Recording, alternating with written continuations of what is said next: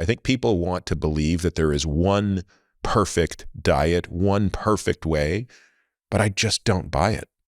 No, I'm with you, and I think that we are now in the era of precision medicine or personalized medicine, and I think that this is what the NIH is embarking on when they do this nutrition for precision health, when they do this study that I'm also a PI of a clinical site, which is molecular transducers of physical activity, to look at, in lieu of your genetic background, your environment, your socioeconomical status, one size does not fit all. We have the dietary guidelines. They are applied for the entire nation, and they tell you, every time it's the med or the Mediterranean diet or the DASH diet, which are the best, and all these kind of things, but not for all. And I think that this is where we are going to have a huge development. It's to go, I don't think it's going to be individualized, but at least for groups of people having the same, different strategies. And restriction has to be one of that. Hey everyone, welcome to the Drive Podcast. I'm your host, Peter Attia.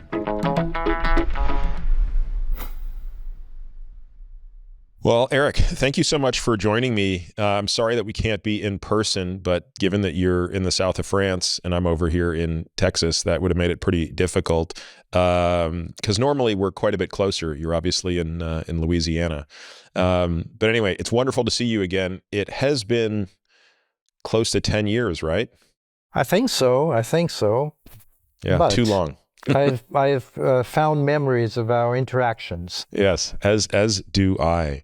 I guess by way of background, maybe we can even just give people a bit of a sense of how closely we did work together for 4 years. At the time, I was part of an organization called NUSI, and you were one of the 6 principal investigators for what was a very audacious experiment.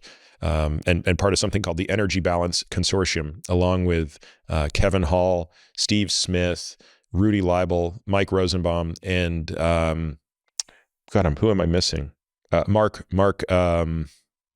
Sorry, I'm blanking on Mark's last name at the NIH. Mark Reitman. Mark Reitman. Yeah. I'm sorry. So apologies to Mark.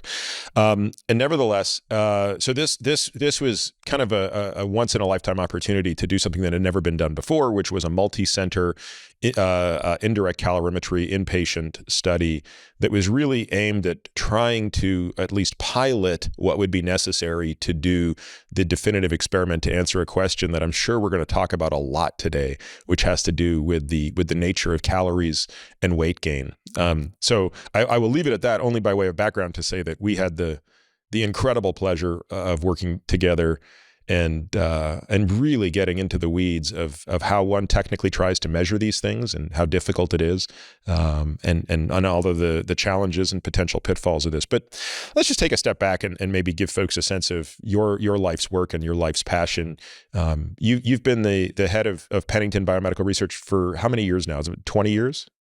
I have been for 24 years at Pennington. I was Associate Executive Director for Clinical Science. I'm not the head of the Pennington, but I joined after spending 2.5 years at Eli Lilly. And before, I was 15 years intramural NIH. And the reason I came to this country was to build the first metabolic chamber or indirect calorimetry chamber to measure energy expenditure in people over periods of hours and days. Tell folks a little bit about what it means to be intramural versus extramural NIH. I think when people hear NIH, they sort of have a vague sense of what it is, but maybe that distinction isn't clear to most people. Yeah, the NIH budget is about $33 to $35 billion, but there is a group which is intramural, and but most of the money, 80 to 85%, goes to all the academic institutions doing biomedical research in the country. Now, intramural, I like to be intramural. And just so folks understand what that means you are an employee of the NIH. You work at the NIH campus, and your funding comes from the organization that you work for, unlike someone who's at Stanford or Harvard who's receiving extramural NIH funds. Correctly. And I was intramural, but based in Phoenix, Arizona, because I worked a lot with the Pima Indians, who have, as you know, the highest prevalence of type 2 diabetes and the second highest prevalence of obesity in the world. But intramural, what I like, you are judged after the facts. You have a budget and you can do whatever you want, but every 3 years you are judged. Whereas extramural, as you know, we chase these grants and you have to basically provide preliminary data, hypotheses, and you are judged before doing the study. And I think you can be much more creative being intramural than extramural. I'm sure that my colleagues intramural are going to hate me that I say that, but it's true. They should enjoy to be judged after the facts rather than before. Tell us a little bit about Pennington. It's obviously a pretty unique institution, and you've been there, as you say, for 24 years. But yet, I suspect it's a place that most people listening to us won't necessarily be familiar with. Yeah, it's becoming, I think, the largest institution for research in nutrition and obesity. We concentrate mostly on nutrition and obesity. We have about 500 people working at Pennington, and everybody is doing research. We have no teaching. I mean, yes, I have postdocs and things like that, but no formal teaching. And we do research, and we chase. We have maybe a budget of functional budget of 80 million per year. 50% or 45% of that is NIH. Extramural money coming to Pennington. We do some sponsored project for pharma or biotech. We have grants from association like the American Diabetes Association or American Heart Association and so on. And we do basic science, clinical science, and population science, basically, which is to reach the community and implement, some of the discovery into the community. The other thing you mentioned a few minutes ago, Eric, was the words metabolic chamber and indirect calorimetry. And I think at some point, because this is going to come up in our discussion as we get into the weeds on metabolism, it's going to be necessary, I think, for the listener to kind of understand how those techniques work. And I know I've discussed this on previous podcasts. There's at least probably half a dozen episodes where I've explained how one uses the ventilation of oxygen and CO2 to quite accurately estimate energy expenditure and substrate utilization. But it can never be a bad thing to explain it one more time. So why don't you explain how it works? And you can even use the example of when I was in the chamber for a couple of days, 10 years ago when I was out at Pennington as a subject or, pretend subject. Yeah, there's two things, indirect calorimetry and direct calorimetry. You generate your energy metabolism or ATP by oxidative process, and you oxidize carbohydrate, fat, and a little protein. You don't want to oxidize too many proteins. And this basically build up these ATPs, which are used online for generation or maintenance of the cells or activity and so on. Now, when you have this metabolism, you produce heat. If you have no exercise, no external work, all the energy which is provided in generating this ATP is lost as heat. And this is direct calorimetry. And I was fortunate when I did my PhD back in Lausanne, Switzerland, to have access to both indirect and direct calorimetry. And you can really do fantastic studies. We did a study of measuring in vivo what we call the PO ratio. How many oxygen do you need to generate one ATP and all these kind of things by the combination of these two techniques. Now, going to indirect calorimetry, this is an easier one than direct. I mean, direct, you have really... And sorry, just to interrupt you for a second, Eric, When you're doing direct calorimetry, obviously when it comes to something like food, if you want to know the energy content of food, you can burn the food and measure the heat.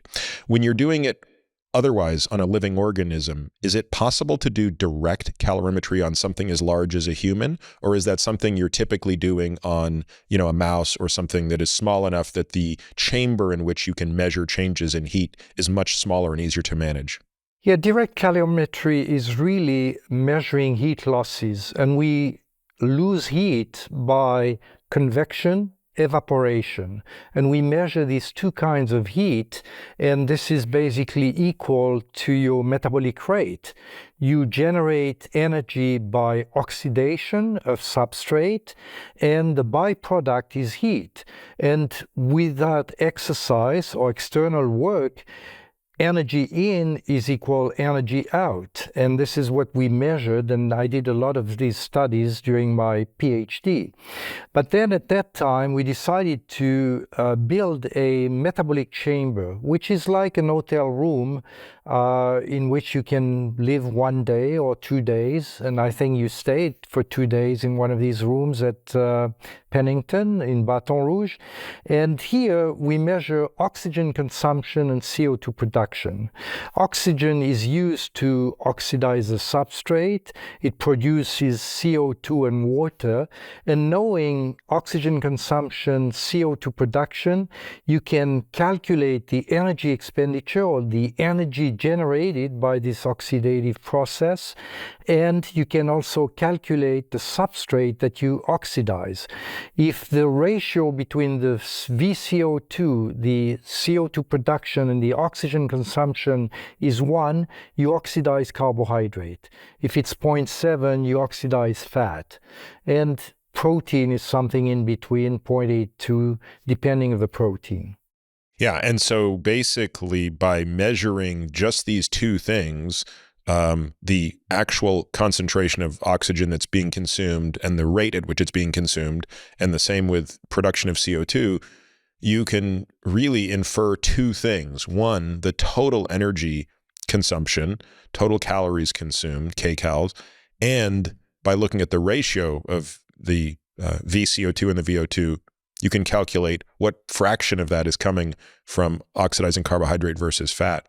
And having spent probably a total of 8 days of my life inside metabolic chambers across a period of a couple of years, it never ceases to amaze me, never, just how accurately these rooms work. Because I use an indirect calorimeter all the time, measuring VO2 max, which is another type of, it's basically the exact same technology, but it's easier because you're strapping the mask to your face. So you have perfect access to exactly the O2 consumption and the CO2 production, but it's doing the exact same calculation. It's going to tell you exactly how much energy you're utilizing and where the substrate comes from. And of course, in that situation, you're interested in knowing the maximum amount of VO2 or O2 consumption. What would you estimate as the error on the hotel room sized indirect calorimeter, where you don't have the luxury of just slapping a mask to the person's face for a few days? Yeah, when I was at NIH, we did a lot of reliability testing in the same person, or you can calibrate the system. You calibrate the system with standard gas, that you know the exact concentration to calibrate the analyzers. Mm-hmm. But you can also mimic someone by burning alcohol or propane, and you can vary the rate of burning. And this is what we did when we did this study with 4 different chambers. We validated the chambers one against the other one, and we accepted to have 3% deviation for CO2 or oxygen based on stoichiometry. You know exactly how much alcohol or propane you burn. You know how much CO2 should be produced and how much oxygen has been consumed. Yeah. And this is what we did. And you are right, they are very, very precise. And you don't have the inconvenience of the mask. I mean, you couldn't measure with a mask for 24 hours or 2 days. Right, because when I was in that chamber for a couple of days on separate occasions, we were trying to replicate as much as possible my life. So I had 3 meals prepared. I had an exercise bike in there. I had weights in there, equipment to do everything. And we were very interested in seeing how that would compare with, for example, what we knew I was experiencing in the outside world based on when we could put a mask on me. And also separately, if you may recall, Eric, we also spent about 10 days using doubly labeled water, which I'm sure we'll talk about at some point as well as a more real world example of this. So all of that is to say that scientists such as yourself have some pretty high fidelity tools to measure energy expenditure. But it comes with a caveat, which is it has to be done under this very controlled setting. These people need to be in the hospital, and not just in a hospital, but in a metabolic ward and inside a chamber, which is, basically a NASA grade gas chamber with how many sensors, by the way, just out of curiosity, how many O2 and CO2 sensors would be in a particular chamber? We don't need many because we need to homogenize the air in the room. I see. So that's the bigger effect. What you sample in one corner of the room is the same as the other corners. And that's why. But we have to measure humidity. You have to measure temperature, because you have to do this correction, what we call STPD, which is standard pressure, etc., to calculate the energy generated by this oxygen. But it's quite phenomenal, the accuracy of those. And to go back to your question, the accuracy or the precision is about 2.5%.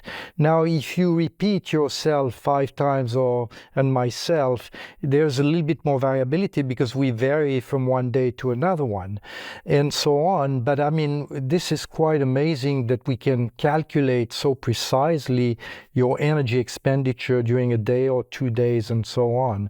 I wish we had the same system to calculate the energy that we put in. Yeah, that's a great point. Outside of having food prepared in a metabolic kitchen, which of course was also done for this experience, I think at best we're probably plus or minus 10%, right? It's very difficult to estimate energy intake. And when it's in free living, it's worse. When you do that under supervision and you provide all the meals like Kevin Hall is doing, like we're doing, then you have a good estimate and you subtract what is returned on the plate or these kind of things. But it's not normal life. And as soon as you go to normal life and free living conditions, things are falling apart. Well, I think that is a really nice intro into kind of a philosophical question that will take us towards some of the experimental work. So I was actually going to launch into the explanation of the energy balance model and talk about the work that you and the other folks that we just talked about did a decade ago. But let's pause for a moment on the statement you just said, which was, look, in the free living environment, we cannot estimate energy intake worth a damn. And which is to say that 99% of people out there who aren't weighing every single morsel of food they eat every single time they open their mouth, which again is virtually nobody, are going to have enormous variability in what they're eating. And so I put myself in that category, right? I pay no attention to how much I'm eating in terms of weight. I'm just sort of eating by kind of my appetite. Sometimes I overeat too much. My appetite gets the best of me. I'm surrounded by, highly palatable foods that I overeat. And other times, I'm just really busy. Like yesterday, I just didn't get around to eating that much. But here's what's interesting, Eric. My weight lives within about a 2-pound variation for years. And I don't think I'm unique in that. I would guess that you're pretty similar as well. I think many of us find ourselves in kind of a couple of pounds of variation, most of which is probably water weight, varying over years. And yet we're not really paying attention in excruciating detail to how much we eat. So first of all, do you agree with the assessment that that's not an uncommon phenomenon? Yes, but on the other hand, if you take your lifetime history, maybe you're an exception, but I have gained some weight. When I got married in 1975, I weighed 69 kilos. Now I weigh close to 77. Now it's 50 years later, of course, but you have this change. You have also a change in your body composition. Yeah. And it's very rare that people are staying the same constantly. I mean, you may be an exception. No. I would not suggest that I'm an exception. I've had probably more variation in my weight than even what you're describing over the period of time. But I guess the question I'm getting at, Eric, is how does the body regulate energy storage, which is effectively what is determining our weight? It's how much are we storing as fat? How much are we storing as lean tissue? That seems very, very regulated, despite very little control over the input and the output. We're free living animals who, live in an environment with endless inputs. So we have to somehow regulate that.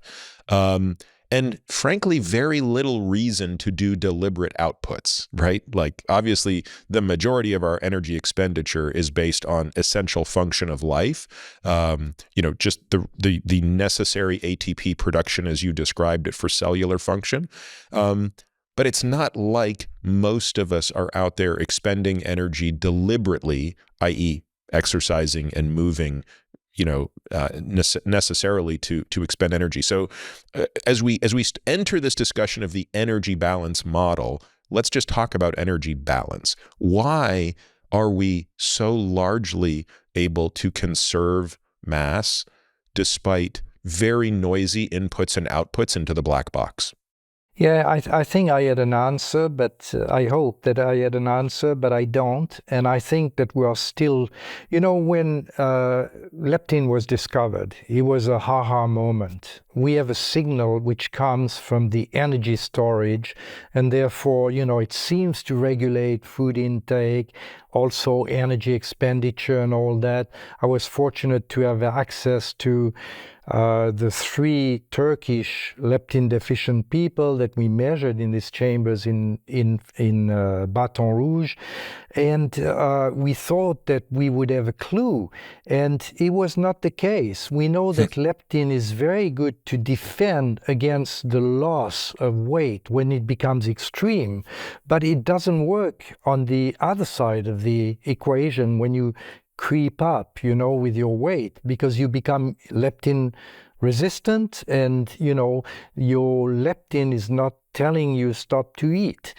And I think that this was we learned a lot about the biology of energy balance thanks to leptin. But then we need to think that we have also signals coming from the fat-free mass. Now, what is the fat-free mass? We measure it as everything but the fat, and we call that fat-free mass. But it's liver, it's muscle, skeletal muscle, it's everything but the fat. And I think that there are signals that we are still chasing.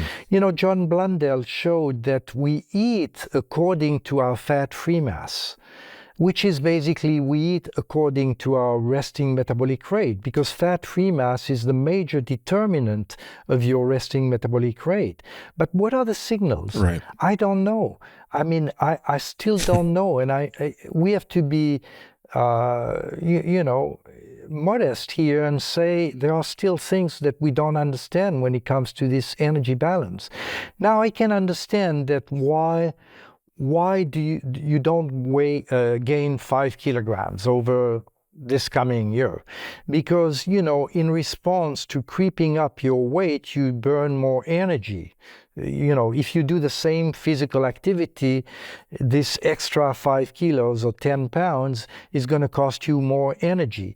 Your resting metabolic rate is creeping up, and basically you offset that. But why are we so good at maintaining, like you said, within a couple of pounds over a year or 2 years or 3 years or 5 years? And I think that we are still missing some signals, but I think that there are signals coming from, when FGF21, which is a signal coming from the liver, was discovered, I said, maybe that it. Or when you have some of the myokines, coming from the skeletal muscle, I said, maybe this is it. And it's not been it. And I think that we have to be modest and say, hey, we still have things to discover when it comes to this regulation of energy balance. But as a population, we have not been very good. I mean, from the 1980s to 2010, the American population has gained 10 kilograms. It's 22 pounds in 30 years. It means that there is still the major driver is this environment. And the change in the environment has been the trigger of this weight gain. But of course, some people are successful, some are less, and this is a problem. And of course, now we have an epidemic of obesity, and it has replaced the disease of the past, and now we have all this constellation of conditions which are associated with obesity. So, Eric, if you were to guess, which I think is the best we can do, although I think it's informed guessing, I don't think we're just guessing in the dark, how much of the regulation do you think is occurring on the appetite side, meaning feedback from whatever is happening in the system, and let's just posit, as you said, that it's coming from the lean part of the system, so the organs, the skeletal muscles, all but the adipose tissue, and that is working to feed into the appetitive system? Or do you think the balance is more on the expenditure system, where those signals are feeding to make us move a little bit more, or simply, as you say, just it's the extra weight you have to move around. If you're going to carry, people should pick up what 10 kilos is. That's an awful lot of weight. If you have to carry an extra 10 kilos up a flight of stairs, and every time you get up and move around, you're going to expend more energy. So do you have a sense of the balance of that regulatory pressure? Yeah, Peter, when I first joined the NIH, I did a study in Pima Indians who are very prone to weight gain, as you know, and we measure in 150 people the 24-hour energy expenditure as well as the resting metabolic rate. And we found that there was large variability between people after adjusting for their body size, fat-free mass and fat mass. Now we do better because we have organ size and we do MRI and all these kind of things. But there is variability, and this variability is associated with family membership. In other words, we can say that there is a genetic background to that. But what we found was that those people in the lower tertile of this metabolic rate adjusted for body size were at much higher risk of gaining weight. But when we try to attribute the weight gain either to energy expenditure being low or the other intake side of being the high. equation, yeah. Intake was 80%. It means, I have always this it reminds me, there are so many systems which are basically regulating energy expenditure and food intake. Take nicotine. Nicotine is a stimulant of energy expenditure. Smokers have higher metabolic rate, but they have less appetite. Take the activity of your sympathetic nervous system. It is also thermogenic, but it cut appetite. And I think that we have to understand better these two systems. But to answer your question, I would say 80% is on the side of the energy intake. Yeah. Okay. That's sort of been my intuition as well. But because I don't keep up with this literature nearly as much as I used to, I wanted to make sure that was still largely the view of the people at the forefront of this field. And for example, sorry to interrupt, but we know that exercise is pretty bad for weight loss. Yeah. If you just tell people, okay, go to the gym like 3 times, or you even do under supervision, people don't lose weight. And Donnelly at University of Kansas has done a ton of study like that. And the physical activity for weight loss is a B- at best in terms of evidence that it plays a role. And let's talk about why, because again, it is counterintuitive. I mean, again, I know this and I preach this to my patients left, right, and center, which is, you know, you've probably heard me say, Eric, I will go to my grave maintaining, I suspect, until new evidence emerges that exercise is the single most important thing we need to do for health. But I'm always quick to follow that up if asked with, but it's not the tool you're going to use to regulate body weight, right? Energy intake, nutrition is the more important tool to regulate body weight. And so explain to people why, perhaps, like if you could provide a teleologic explanation for why, because it is counterintuitive, right? If you just look at the human body as a machine, you should have no preference for expenditure of energy versus input of energy. That you should say they're equally efficacious. But again, any clinician will tell you that's not true, and any scientist will tell you that's not true. But do we have a reason for why it's not true? Yeah, I think, you know, first of all, if you try to put calories on your exercise, it's easy on a bicycle. You know the efficiency, 25%, you know the workload and so on, and you can calculate, or you can use your mask and measure oxygen consumption. It's very easy like that.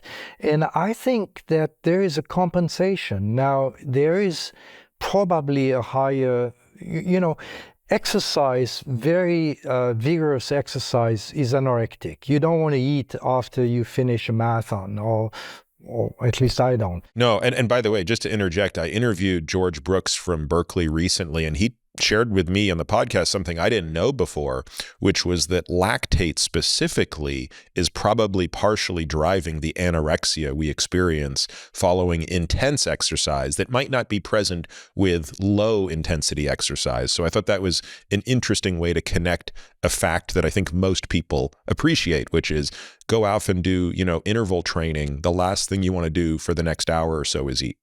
But light exercise has the opposite effect. I think it drives a little bit appetite. And I think Tim Church, who was at Pennington, did a study called E-Mechanic. And basically they measured every calorie spent on exercise, on a treadmill, on a bicycle ergometer and all that, and look at the weight of the people with these different doses of exercise. And there was a compensation. Now, was that, what it didn't measure was to use doubly labeled water. Did they compensate by being less active out of their periods of exercise? You know, you have 90 minutes of exercise, but then, you know, you relax a little bit more rather than fidgeting or moving and so on, or you sleep a little bit longer. This he didn't measure, but there was this compensation with food intake. And I think, first of all, I didn't say that exercise is not good for health. Right. No, I didn't suggest you were. I was just making sure people knew the distinction between. Because I want to make sure, because I'm an aficionado of exercise. I know you are. I know how good it is for health. Yes. But it's not as good for weight control in general. And I think that, you have to do the calculation of how many calories are burned, you know, when you run a K or a mile and so on, versus how quickly you can ingest the calories, the same amount or much more. And I think that there is a difference here that people understand. But exercise and physical activity is the key for weight loss maintenance. And you know, the weight registry from Rena Wing and Jim Hill, they showed that those who were successful at maintaining the weight loss at 5 years after the intervention were those who engaged in more physical activity. And I still believe that, you know, a nutritional approach to weight loss without physical activity or exercise prescribed is not a good strategy. We should implement both and try to have people enjoying the exercise. Most people, I remember one of my colleagues, Richard Bergman, said, I would never exercise. I'd rather be sitting in a cold bathtub to generate some heat rather than exercise. And there are some people who cannot exercise. But, you know, I think, again, this is from childhood, that you take the taste of exercise, that you become more physically active in the rest of your life. It's not at the age of 40 because you have too much weight that they're going to tell you, oh, you have to do your 150 minutes per week of moderate to vigorous activity and all that. It doesn't work in general, but I think physical activity is a key point in metabolic health in general. Well, I agree with that completely. When I look at the data from Jim Hill that you've just cited, I've always found it difficult to infer the direction of causality. And so you're correct that the people who are most successful in maintaining weight loss are going to be, on balance, far more likely to be people who do a lot of exercise than those who don't. And so, of course, it could be that doing a lot of exercise is a valuable tool to drive weight maintenance, i.e. maintenance of energy balance. Alternatively, it could be the people who metabolically get fixed through weight loss are the ones that have an easier time exercising. But I will say this, and I'm curious how robust the data are. I do think one thing that exercise can do for you, and I feel this personally, and I know a lot of my patients do as well, is yes, you know, you could go ride your bike for an hour and you could burn 600 kilocalories, and you can eat 600 kilocalories in way less than an hour. But exercise seems to sharpen your appetite to a point that makes you a more responsible eater, if that makes sense. In other words, I think it hones your appetitive signals. And the one thing you as the individual have to do is just be mindful of the speed at which you eat so that you give the brain a moment to recognize what is happening. So let me give you an example of how that works tangibly. If I do like a zone 2 bike ride for an hour, again, that's going to be, for me, I know because I measure it, I can measure it exactly. That's going to be about 750 to 800 kcal is how much energy I will expend in above your resting. No, total energy expenditure is 750 to 800 kcal in the hour. So call it 800 to make the math about easy. So if I wait an hour before I eat, and I don't eat very quickly, I don't do the usual Peter Attia, there's someone who's going to take the plate from me if I don't finish this right away, I won't overeat. And I'll be fine. For the rest of the day, it will my appetite will actually be I won't have a hyperbolic appetite. Conversely, if I go to eat within 20 minutes, 30 minutes, and I pay no attention to the speed at which I eat, I can easily consume 1,000 calories in that one sitting and abrogate the entire energy effect of the exercise. Obviously, I'm still getting all the benefits of the exercise. So first of all, curious if you have seen this, if you have any insight into the effect of exercise on how we subsequently regulate appetite and how we might sense the hunger hormones, everything from leptin, ghrelin, and even GLP-1. Yeah, you know, I don't have an answer to that because it's not my field, energy intake. But on the other hand, you just mentioned the GLP-1. I think these gut hormones, I mean, you take GLP-1, GIP, CCK, Glucagon, yeah, PYY. Glucagon, if you put glucagon in insulin, I was talking about the gut, the GI hormones. But anyway, I think that there is no question now we start to know more because they are such good targets for weight management. We start to know more about the physiology of these hormones. And I think that there's no question in my mind that the speed at which you deliver this food in the stomach and it leaves the stomach is very important for the kinetic of these gut hormones, which are important for the regulation of your food intake in general. And I think I think this is one of the things that these GLP-1 and combination of peptides now is shed light on, is that they are potent, modulators of your intake. Now, the interaction between the exercise that you do before and the meal that you have 20 minutes after, and the speed of the meal and all that, I don't know this triangle, how it works, but I think it would be a very good topic of research to know, the interaction between your physical activity or the bout of exercise, the speed at which you ingest the calories, and the delivery of these gut hormones. Yeah, and again, to make it an even more interesting experiment, but now much more complicated, you introduce a fourth variable, which would be the macronutrient composition of the meal itself at isocaloric substitutions, and maybe that's something we'll talk about now as we go back to the idea of energy balance. So going back to how you and I met and the kind of work that we were interested in, we were interested in a question, a very specific question, and I like specific questions because the more specific the question, the easier it is to design an experiment to test it, and the more likely you are to get an answer that you can interpret as highly probable. And feel free to modify this, Eric, but I think the question we were trying to ask was, under isocaloric conditions, does varying the macronutrient composition, specifically between carbohydrate and fat while holding protein constant, have any bearing on non-deliberate energy expenditure?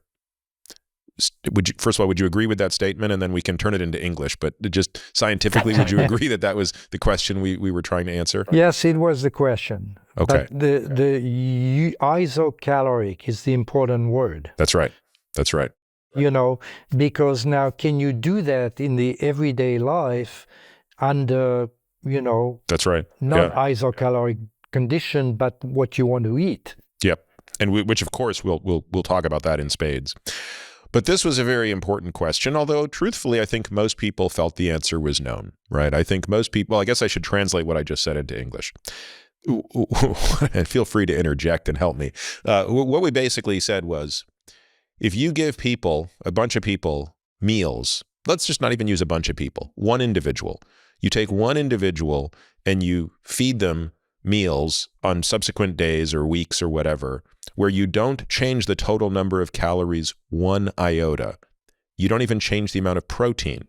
You simply manipulate the ratio of carbohydrate and fat such that obviously when one goes up, the other has to go down, such that you can preserve the total number of calories.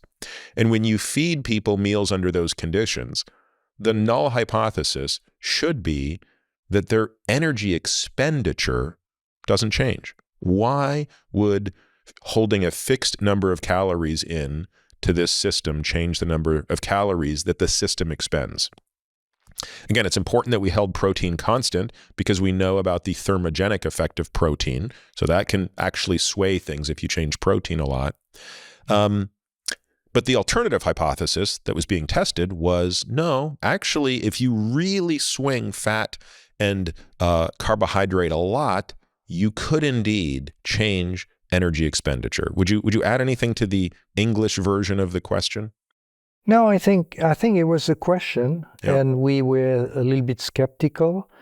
It was the start of the carbohydrate insulin model, and we were used to the energy balance model, and but I think it was a good question.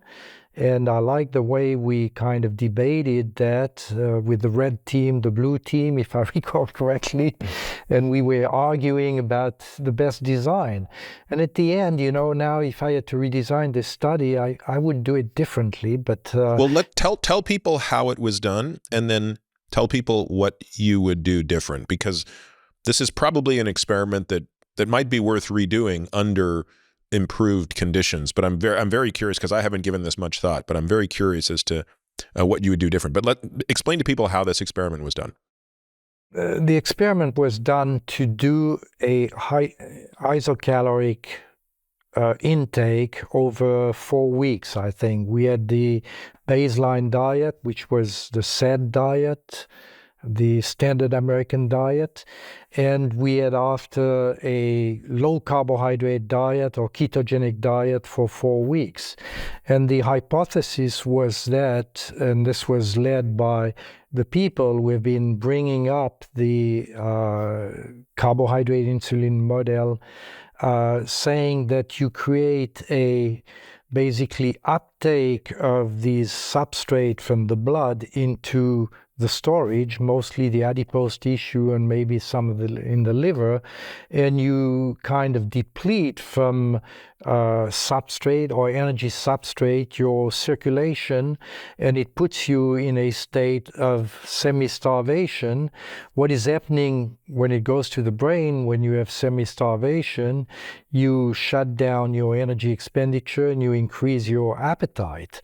And this was playing with that, saying that now if we switch to a diet which is going to be less conducive to storage, i.e. less insulin secretion, because it was less than 10% carbohydrate, between 5 and 10%, if I recall correctly, we would cause this basically this semi-starvation condition in the systemic circulation, and this would basically increase your energy expenditure. And I think that David Ludwig at the time had some data already showing by doubly labeled water that there was an increase.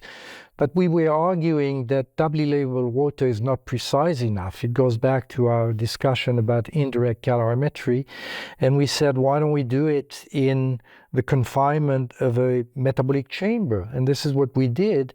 And to my surprise, there was an increase, at least early, because we had couples of, I didn't go back to the papers, but we had measurements, every week for 2 days, if I recall correctly, for the 4 weeks.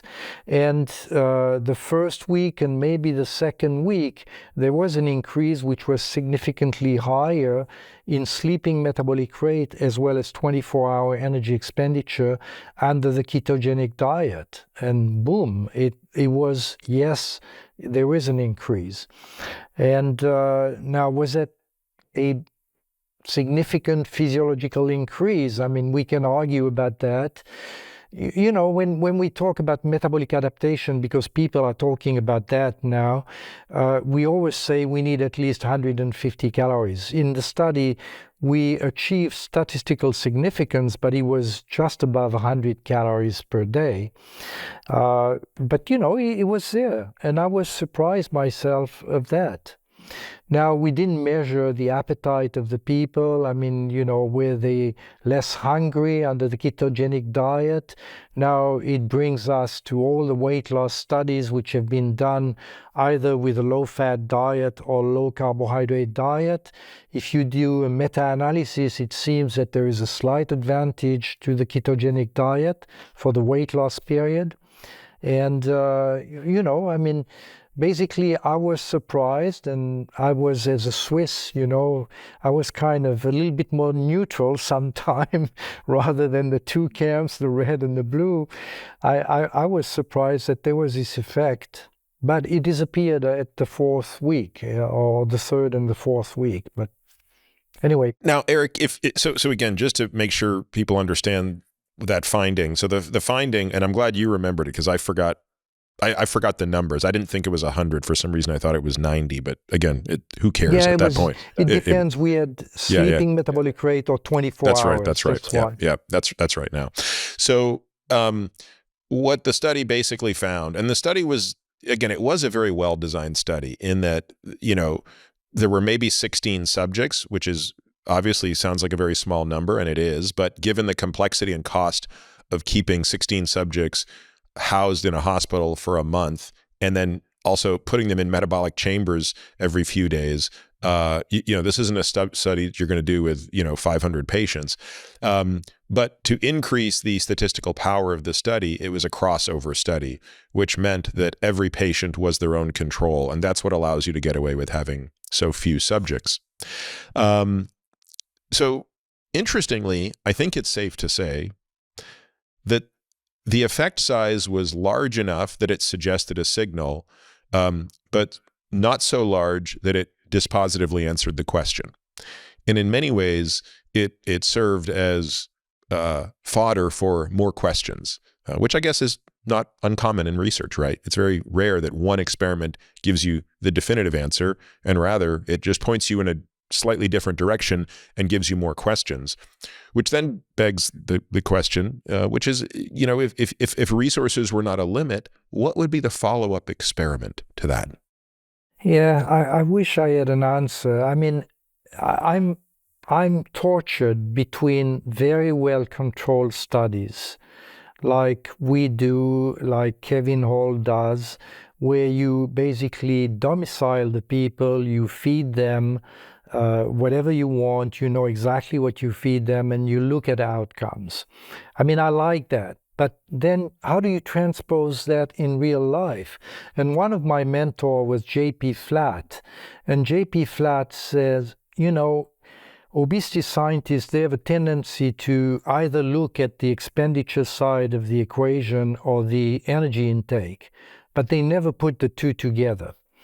And he was right, because, a lot of studies, you have an outcome which is on this side or on this side, and you maintain the other one. And I think that, to me, designing a study would be, first of all, in free living condition, but it would need a lot of people because, you can prescribe all what you want to people. They're going to do whatever they want at the end of the day. Some of them, if you screen them very carefully, are going to be much more compliant and adherent to the instruction.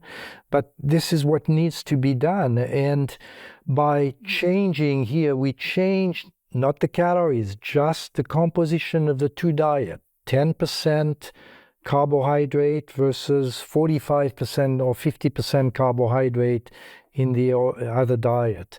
And that's all what we did. And I think we concentrated only on the energy expenditure, but we even didn't ask very much. They had visual analog scale if they were more hungry or all these kind of things.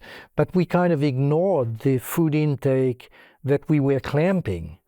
Yep. And this is not real life. You know, if you do something and, you talk about engaging on physical activity regimen or exercise and all that, I mean, you have to look at the impact on the other side. And this is the same question that I have. Now, I'm not helping you in designing the perfect study by saying that, but on the other hand, again, we have good tools to measure energy expenditure. We have reasonably good tools to measure where do the calories come from, but we have no tools to measure energy intake. But it's going to come.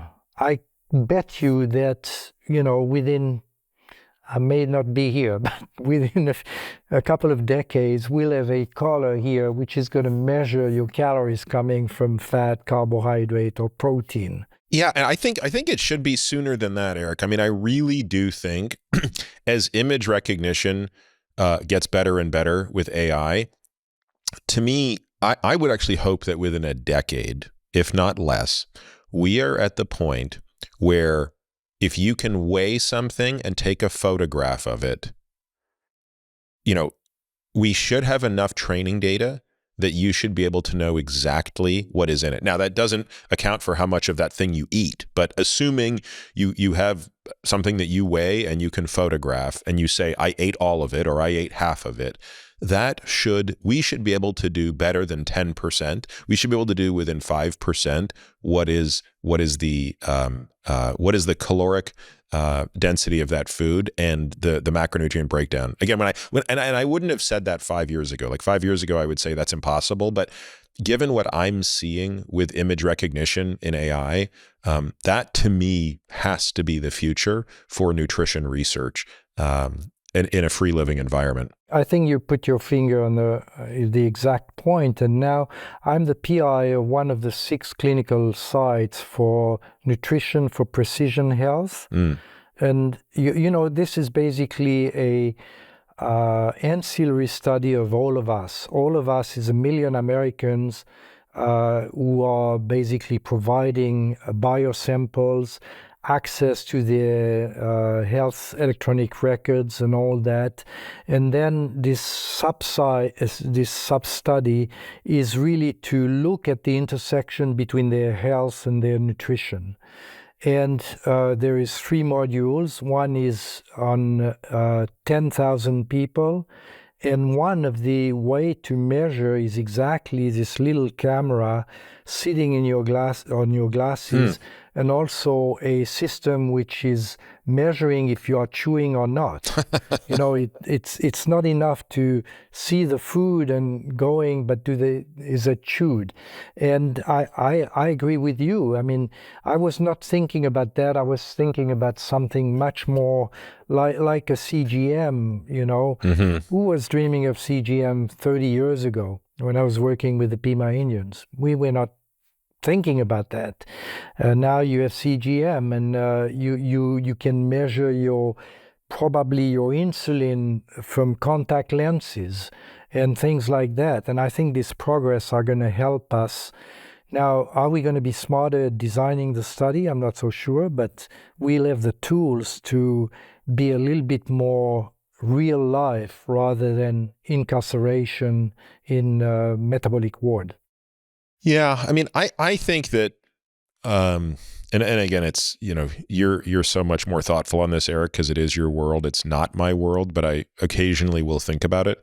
But as I'm sitting here now reflecting on it with you, my intuition is that the questions are complicated enough that the difference between efficacy and effectiveness have to be separated in studies.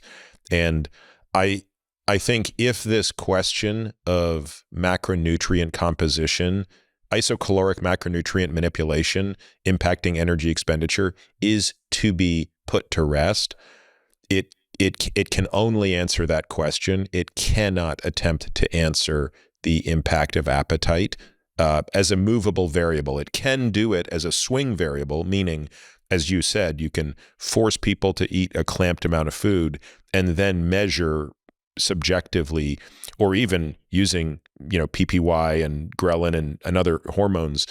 So somewhat objectively, somewhat subjectively measure appetitive response to that.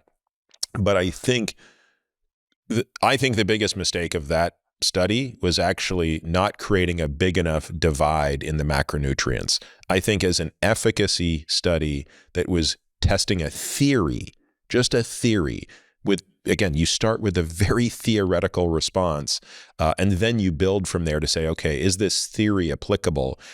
In retrospect, I think it should have been more extreme in the carbohydrate and fat differences. I think one should have been, if the carbohydrate insulin model was being tested, one should have been a very, very, very high insulin diet and a very, very low insulin diet that were isocaloric.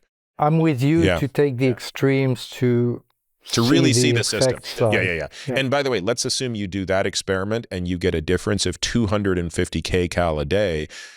Well, you still don't know if a ketogenic diet is a better diet in a free living environment, because you're probably not comparing it to somebody who's eating 80% carbohydrates. So then you still have to do the next experiment, which is maybe the one we did.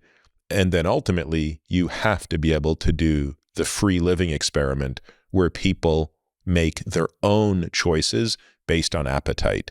But that's, you know, that has to be sequenced, I think, to answer the questions. So anyway, these are difficult. These are difficult and costly experiments to do. But also one thing that you know I still have in my mind, all the studies which came from Europe about modulating the composition of the diet and look at the impact on the matching of oxidation to the intake. And you know, even Steve Smith that we were working with did this study called ADAPT. He was isocaloric all across, but all of a sudden you continue with more fat. The FQ of the diet, the food quotient, goes down, was decreased, and then it takes days to basically have a matching of your RQ to the FQ, which means you oxidize what you eat. Whereas if you do the contrary, you increase carbohydrate, it takes 1 day. And that's why I still believe, and back in Switzerland we did this study where we were giving extra fat as LCT, long chain triglyceride, or MCT, because the MCTs are oxidized quicker. Yep. And we found that, again, the culprit is always the fat. And, you know, we are very good at matching carbohydrate oxidation to carbohydrate intake. Very good. It's very difficult. First of all, you have what? 500 grams of glycogen stores. 100 in the liver, 300 to 500 in the muscle. That's all. It means, you know, if you have a lot of carbohydrate, that's a huge signal.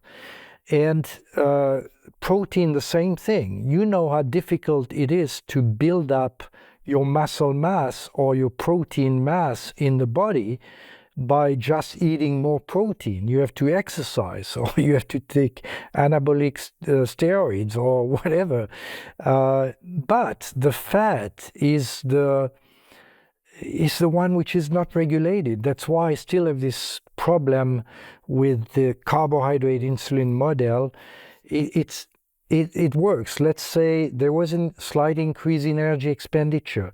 It seems to work for weight loss. It's better with a ketogenic diet than with a low-fat diet. But on the, you know, in your entire life, I don't think it works. And piling the fat, I mean, you have done some of that. Oh yeah, no, I did it for 3 years. My intuition is that, this always sounds like a cop-out when you say it, and I hate when people say it, but I do think it's kind of true when it comes to nutrition, is there's so much heterogeneity between individuals, both genetically and environmentally, that we have to release our agenda from this idea that there is a perfect diet for everybody. Even never mind health, even when it comes to weight maintenance. Let's pick a simpler variable, which is nothing but a subset of health. Weight maintenance as one piece of the health puzzle, it strikes me as impossible to suggest that there is a true diet that is good for everybody. I think that, again, based on a person's genetics and their own living evolution, i.e. their epigenetics, and their environment and other factors, psychological factors, which of course can be quite genetic, that there are either several or few dietary options that are easiest for a person to adhere to maintain weight balance. And I think that carbohydrate restriction, especially extreme carbohydrate restriction, happens to be one of the more efficacious ways for individuals to restrict something in the larger service of restricting calories. Because at the end of the day, whatever you choose to restrict, whether it be certain macronutrients, alcohol, the time during which you allow yourself to eat, or just directly the number of calories, some form of restriction is necessary for weight balance in an infinite food environment, which is the one that we have now found ourselves living in for the past 0.01% of our genetic existence as a species. So it's a very new problem that we have, to be so surrounded by infinite nutrition. And therefore, it requires some degree of restriction. And you just have to pick your poison. Do you want to directly restrict calories? We're going to talk about that. That's the calorie study. Do you want to restrict the timing in which you eat? We're going to talk about that as well. That's time restriction. Make a smaller and smaller eating window. Or do you just want to pick some boogeymen within the diet and say they're the bad guys? I don't eat fat. I don't eat carbs. I don't eat animal protein. I don't eat whatever.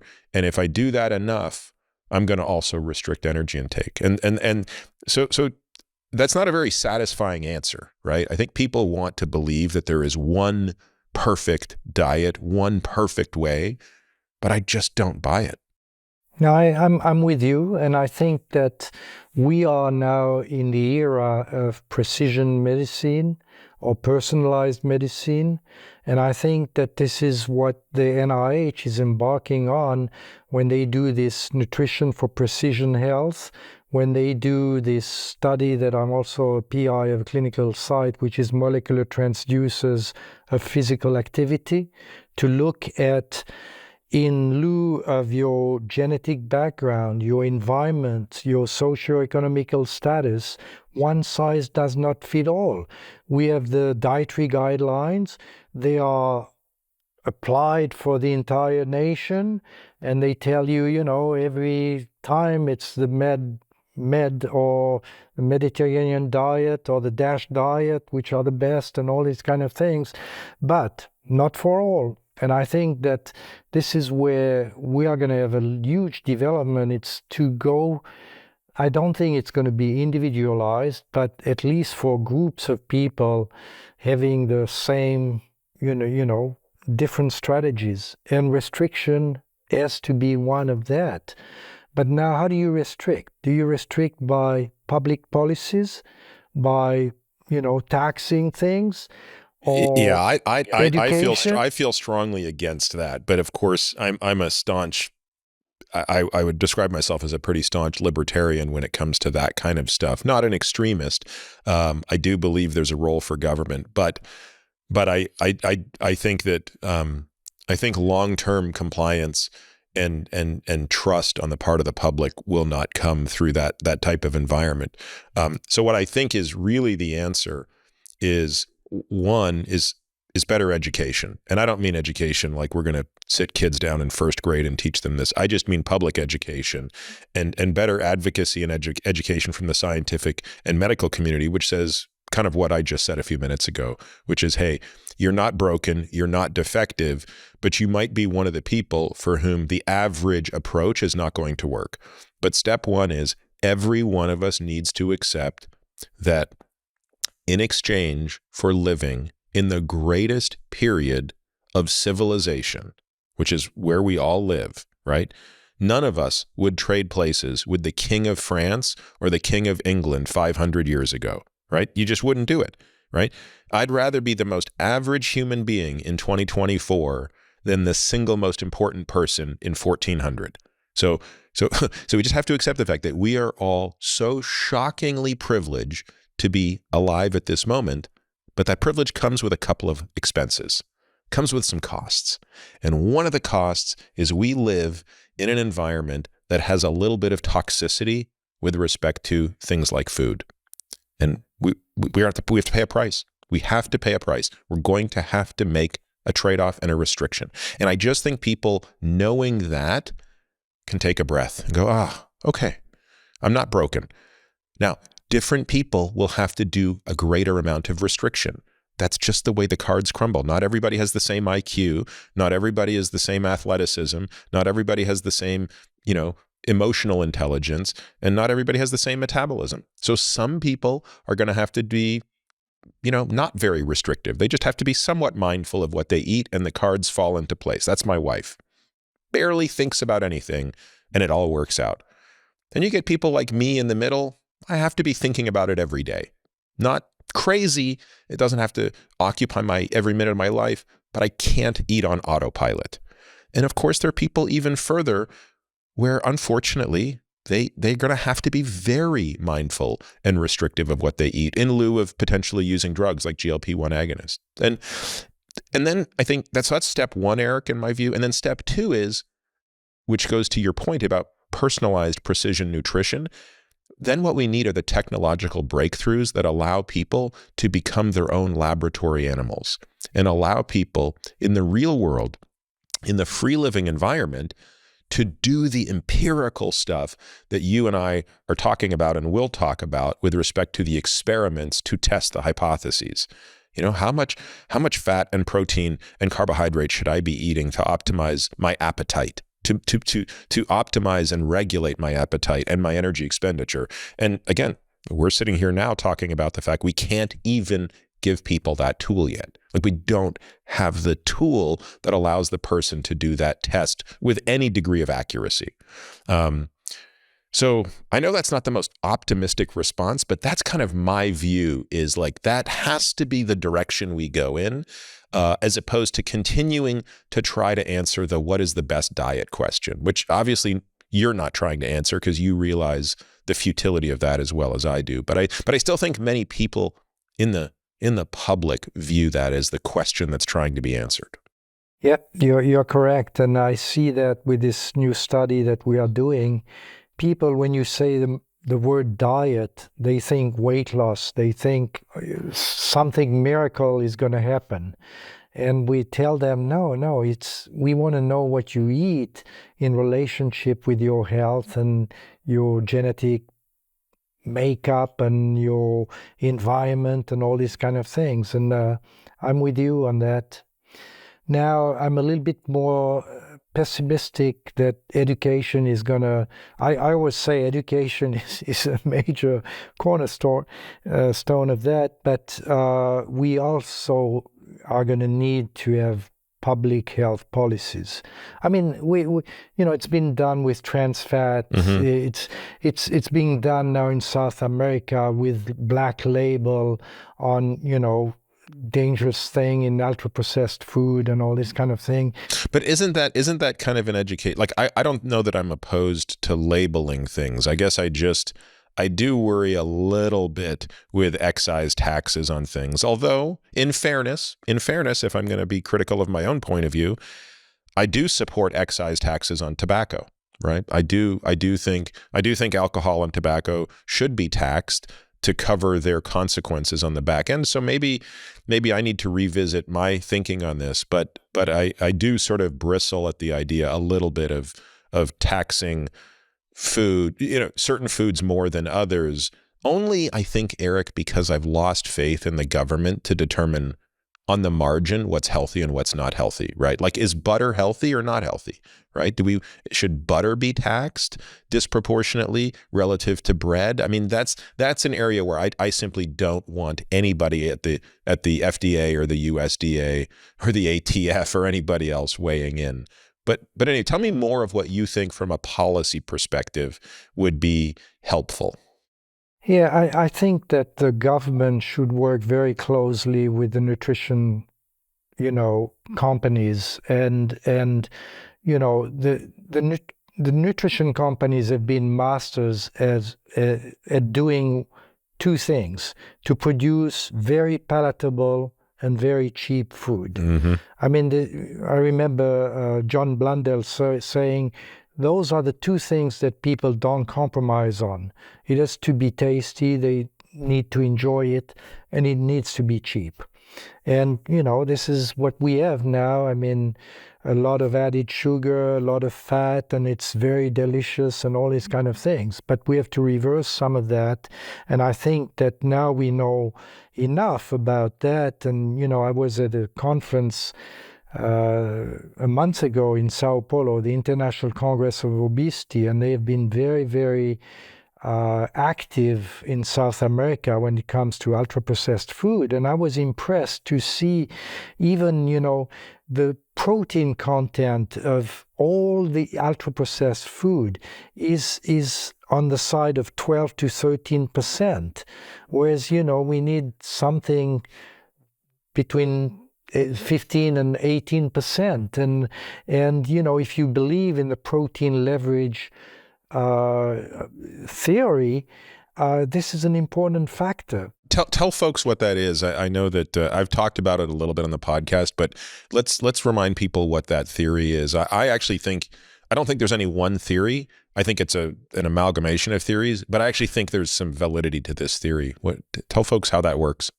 I mean, in simple words, is that we eat for a given amount of protein, which is proportional to our body size and all that. And by the way, I remember when I was studying, we were saying, during a low-calorie diet, you need 1.2 gram of protein per kilogram of body weight, or this kind of things. But the experiment started with insects, and then they went in rodents, and they manipulated the content of protein of the diet. And they found out that basically the intake was all to gravitate around a protein content which was sufficient for the weight of the animal and so on. And this is called the protein leverage theory. And, now I'm a little bit more skeptical when, Simpson and Rob, the two guys in Australia are saying, the pandemic of obesity has been paralleled by a decrease in the protein content of the diet. And this is what has triggered the increased caloric intake to get the same amount of protein. Yeah, it's basically they're arguing that it's not that total protein has gone down, it's that protein density within food, and especially processed food, has gone down. And so people are seeking more calories to subconsciously get more protein. Yeah. And and the data, I mean, I reviewed these data in huge detail for a previous podcast. The data in the rodents is staggeringly compelling. It's unambiguous. I mean, a rodent will consume to its level of protein in the studies where this has been tested, even if it means eating way more calories. I do think humans must be more complicated because I don't think the human literature are quite as clear. Do you? No, once again, with rodents, you can feed them whatever you want. Yeah. With people, you don't. Mm-hmm. And, I remember Dr. George Bray saying, these dietary recall are not worth the paper on which you write the data. Yeah, I couldn't agree more with Dr. Bray on that. And, this is where we lack tools to know exactly, your glasses with the camera or whatever is going to be useful. But I think we need better ways of measuring what people eat and what is the content of their meal and all these kind of things. And that's why it's so easy to do that in rodents, because you feed them with this or these 3 diets or 5 diets, and you look at how much they eat. You weigh the food and you know the calories. That's why I'm a little bit more pessimistic. Yeah, yeah. You mentioned that George Bray made this funny comment offhand about the role of food frequency questionnaires, which is they're not worth the paper they're written on. And of course, John Ioannidis has famously said that the food frequency questionnaire belongs in the wastebasket. I mean, that's basically the only place it belongs. And yet, the food frequency questionnaire is the backbone, is the scaffolding of nutritional epidemiology. And so, do you, as an empirical scientist, an experimental scientist, have concern at how much food policy is being driven by nutritional epidemiology rather than experimental science, when we understand why you have to, why there's an effort around nutritional epidemiology, because these questions are otherwise difficult to answer. But given the fidelity of the data, i.e., the thing you put in the system to calculate isn't worth the paper it's written on, according to basically anybody who understands how it works. So how do we reconcile this problem, right? Which is, I mean, even things that we're talking about now, which is the role of ultra-processed food. Well, those are determinations from epidemiology. It's epidemiology that's at least telling us or hinting to us that ultra-processed foods on balance are bad. That confirms what I think most people would intuit. But where do we draw the line between what we are letting nutritional epidemiology tell us from a health policy perspective to where maybe it's overstepping and getting things wrong because of the data integrity problem? I think the problem is really jumping from basically nutritional epidemiology to policies or labeling or dietary guidelines. And I think, to me, now we are at a point that the epidemiology should basically provide us with hypotheses to be tested in better controlled situation, and maybe in domiciled with full feeding of people. I know these studies are expensive, but we are missing a step. And I think, once again, these new studies from NIH, this consortia of Nutrition for Precision Health, are going towards this direction of basically, you are right, the food frequency questionnaire is here every day for 10 days in this module 1 of the study. But then there are these other ways. There is the remote photography system that you take a picture with your phone of the plates. You have these cameras and all that. And I think that now I hope that we're not going to make policy or guidelines only based on the nutritional epidemiology, but also on studies basically testing some hypotheses related to what the nutrition epidemiology has shown. Yeah, again, I think all roads, both from a personal health perspective and from a nutrition science perspective, need to point towards AI. And it's it's such a cliche thing to say right now, where everybody's saying AI is everything.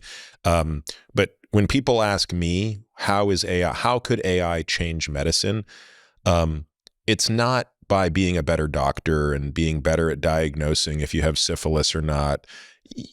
Sure, that's valuable. A lot of it's in the very unsexy stuff: image recognition in radiology, insurance billing reconciliation, and this. When you want to talk about biomedical research, the thing that gets all the attention is protein folding. And that is truly magnificent. The protein folding predictions from the amino acid sequence is mind-boggling. And that will absolutely shave some time and money off drug discovery. But if AI could solve this quote-unquote simple problem, I say simple in conceptual terms, not technical terms, you change nutrition science.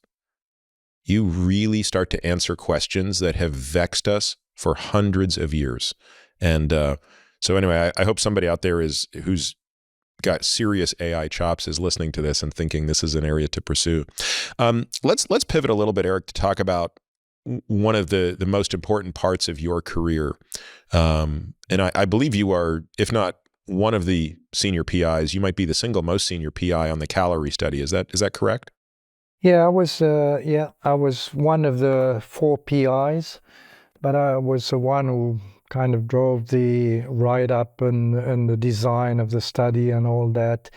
CALERIE was an important study. It was funded by the National Institute on Aging, and it was really the first attempt to look at the impact of caloric restriction on biomarkers of aging. Now, don't ask me what are the biomarkers of aging, because there's still a lot of discussion around that. But if I tell you it's your fasting insulin going up with life, it's your VO2 max going down, it's not your gray hair or your lack of hair or these kind of things. But anyway, you have some more sophisticated protein glycation and production of isoprostane and all that.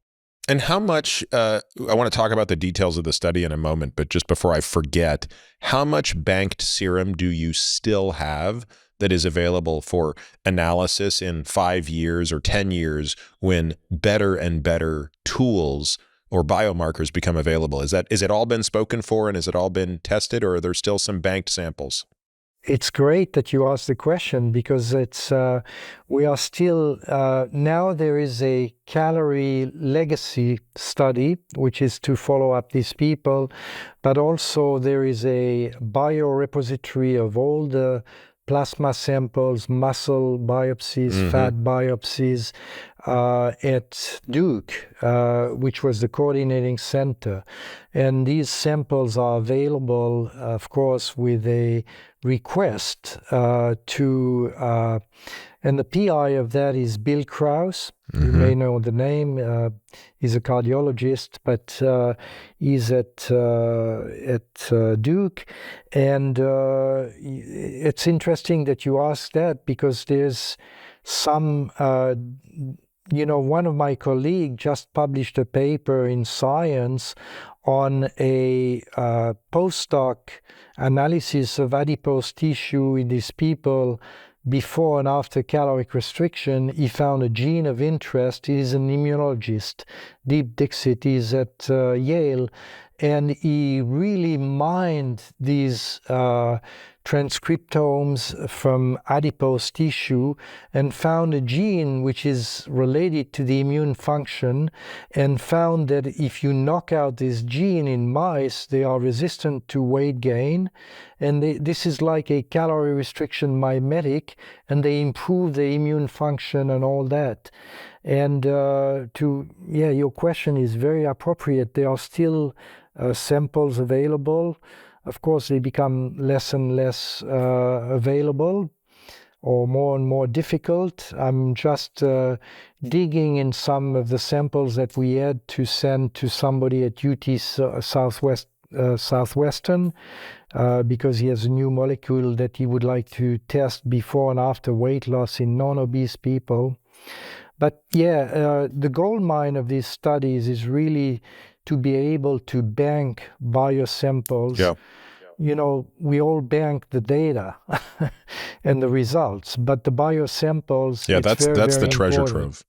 trove. So tell folks about the study. So how many subjects? What was the intervention? How were they monitored and tracked? How long were they followed? And let's just start with the basics. Yeah, the calorie, first of all, I became interested in caloric restriction because of, I don't know if you remember, Peter, Biosphere 2. I sure do. It was a glass and steel structure southeast of Phoenix, in between Phoenix and Tucson. And 8 people went into this biosphere. They had 7 different biomes. There was desert, marsh, ocean, How big was it? Habitat. It was about 3 acres. Okay. And they this was a rich Texan donor who wanted to do that, basically for the sake of NASA, to know how people can live in autarky. Anyway, 8 people entered this Biosphere 2. It's called 2 because Biosphere 1 was the Earth, and they decided to call it 2. And among these 8 people, there was a faculty from UCLA, Roy Walford, who wrote the textbook with Rick Weindruck on caloric restriction. And while they were in the Biosphere and I was in Phoenix, Roy called me and said, we would like to do measurements of energy expenditure. Can we sneak in a delta track or metabolic cart to measure our energy expenditure? And I said, oh, absolutely. And we can also measure your free living energy expenditure using doubly labeled water. And we did that. And anyway. Remind me how long they stayed in the Biosphere 2? 2 years. Yeah, God, 2 years. Lord. From 1991 to 1993. And Roy Walford was a physician of the group, but he was very, very interested in caloric restriction. What he didn't know, things went south. Their agriculture, they had pests, they couldn't control some of the insect, they had goats dying, and very quickly they didn't have enough food. And they lost on average 15% of their weight. None of them, except one, was maybe a BMI of 26 or 7. They were all between 20 and 25. And they became calorie restricted. And you had the guy who was writing the textbook on calorie restriction being the physician in the Biosphere too. And we started to collaborate. And then when this RFA came out in the early 2000, a request for application grant from the NIA, immediately I called Roy and I said, Roy, we have done this study of energy expenditure, and they came and they stayed in the chamber, 5 of them, for 1 day, right when they came out of the Biosphere. And we need you as a consultant, and we want to write a grant which is going to be competitive. I'm not known in aging research. And he accepted. By the way, what did you find of their energy expenditure when they were in the chambers? It was low. I mean, very low because of their caloric restriction. They were about, we had to compare to a group of 72 people. I mean, it's all published, and I can send you some of the papers. They were about 200 calories below what you would expect for their weight and body composition. Interesting. Even correcting for their highly reduced weight and altered body composition, they were still 200 below. Yeah. Wow. And then we, the same 5, because 3 of them said, hey, we have been stuck for 2 years now in this Biosphere. We don't want to go to a metabolic chamber in Phoenix. But the 5 who came, they came back 6 months later, and they regained their weight. They were normal weight, like at the entry, and we published this data. And was their energy expenditure normal as well? Or did normalized, yeah. There was no there's this argument with metabolic adaptation. How long does it last? Yeah. And this kind of things. But it was normal. Roy passed away kind of prematurely, didn't he? Yeah. He blamed it on Biosphere a little bit because they had, they were supposed to be totally independent except for light from the rest of the world, but a few times they had to purge CO2 and influx O2, but he said there was probably gases, but it was his story. I don't know how true it was, but he said that he was intoxicated by gas in the Biosphere. So I didn't realize that story, Eric, that it was on the back of Biosphere 2 that your personal interest in this hypothesis emerged, and that's the first thread that pulled towards the calorie study. So I'm glad you shared that story with us. Yeah, and anyway, now move almost 10 years later, Roy Walford and I don't remember the name of the investigator in San Antonio came, we brainstormed what should be the hypothesis. I was very serious. I wanted to have this grant.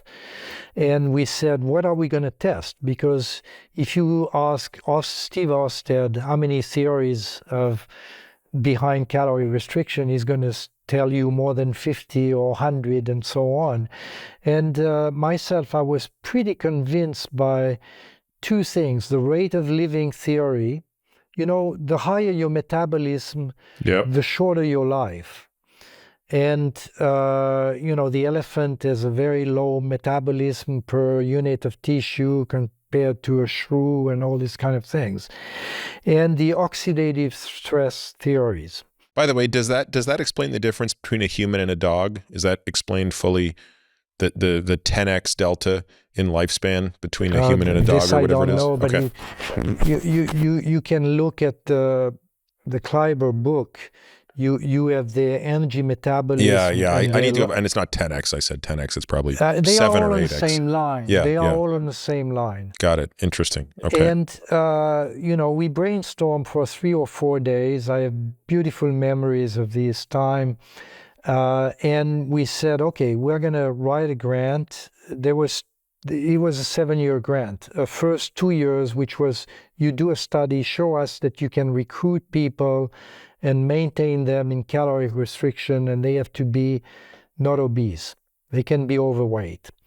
And the second is from the three chosen group, we're going to design one study, and it's going to be a 2-year intervention. And the first study we decided was basically to test if caloric restriction decrease your energy metabolism more than what you would expect on the basis of the body weight. And in other words, do you become more efficient?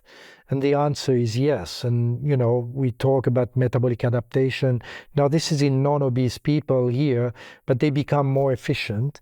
Which, by the way, always sounds like a good thing, but it's not really a good thing when it comes to weight maintenance, right?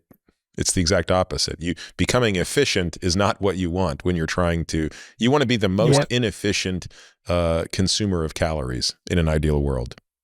Potentially, energy efficiency can be very good for longevity, and it has been shown in some studies. The Baltimore longitudinal study showed that some people with lower metabolic rate were living longer. On the other hand, energy efficiency is a liability for weight gain, for example, because you are more efficient and you are more prone to weight gain. And I think it's a balance between the two. But anyway, I think there is no right answer, but having a high metabolic rate can be a liability because associated with the generation of ATP, you have some what we call production of reactive oxygen species. In other words, the efficiency of the transfer of oxygen into ATP is not perfect, and sometimes you have some reactive oxygen species being generated by the mitochondria, and these reactive oxygen species can damage not only your DNA, but your protein, your lipids, and so on. And this is one of the theory of aging. It is too many reactive oxygen species, and therefore a higher degree of oxidative stress. Yeah. And when we designed the first part of our calorie study, it was a 6-month intervention. We had 4 groups, a ad libitum group, 25% caloric restriction, another group being 25% energy deficient, but half by caloric restriction, 12.5%, and half by increasing energy expenditure by exercise. And the last group was weight loss 10% with very low-calorie diet and maintenance of this weight loss. It means you are in calorie restriction compared to that baseline. So just to be clear, the last group, the target was the weight reduction, whereas in the other groups, the target was the energy intake and or energy expenditure. Correct.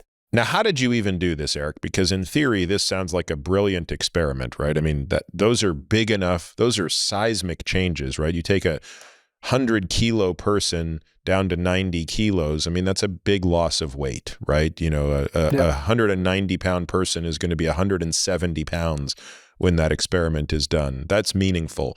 The caloric restriction of 25% is enormous, one way or the other. But now the question is, you're doing this in the real world over, in one case, I think months, ultimately over years.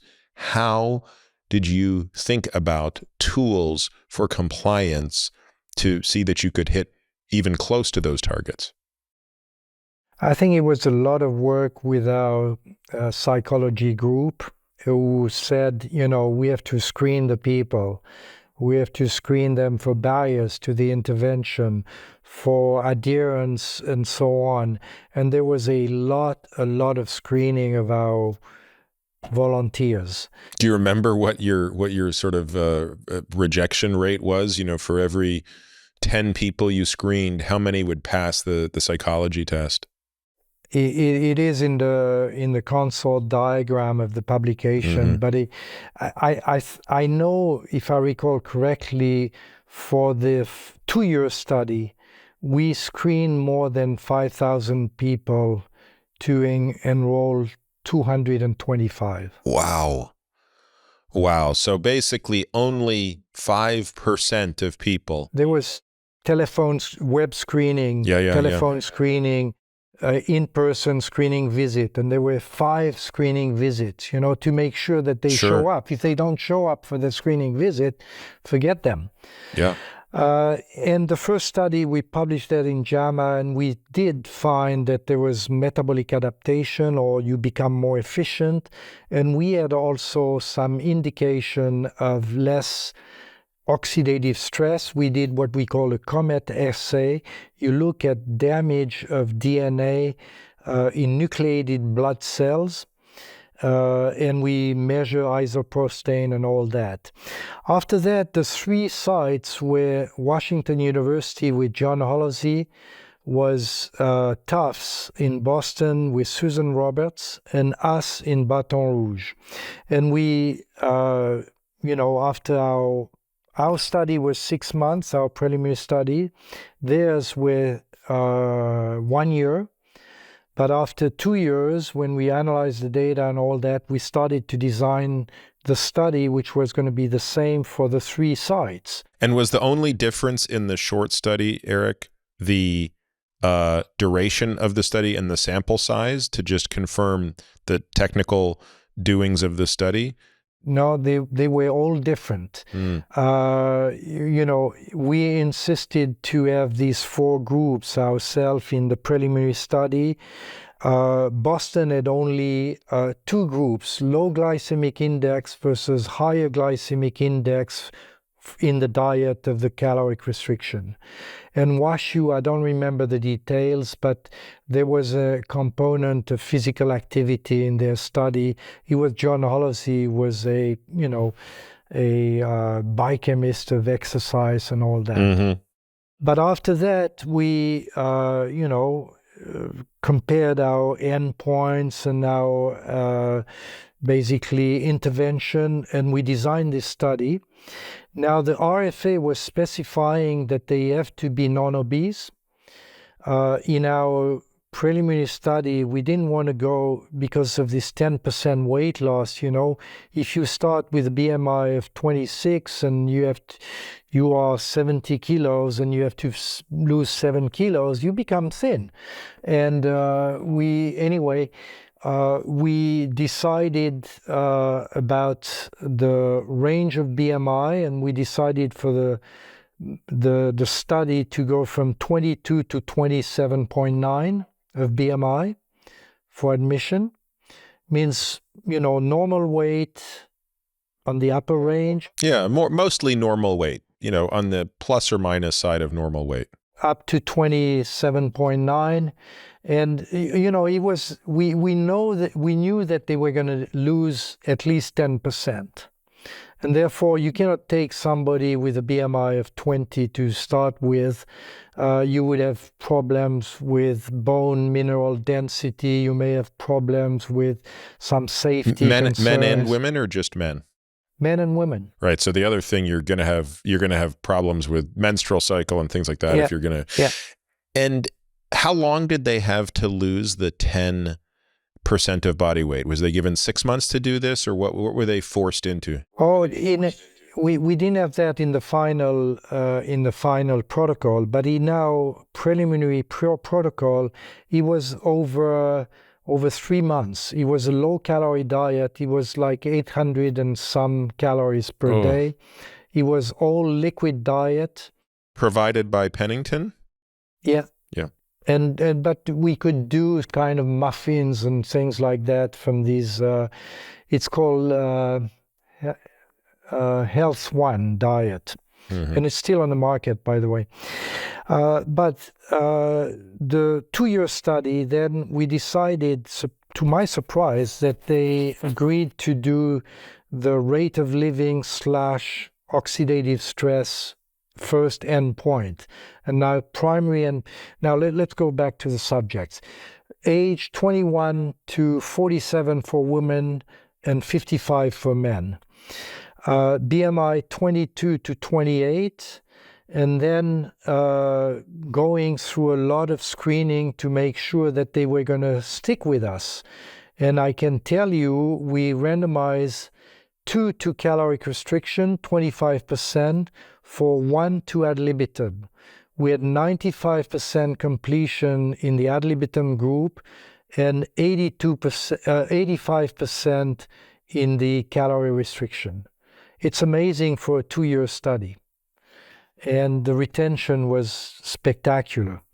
And they were randomized 2-to-1 to caloric restriction.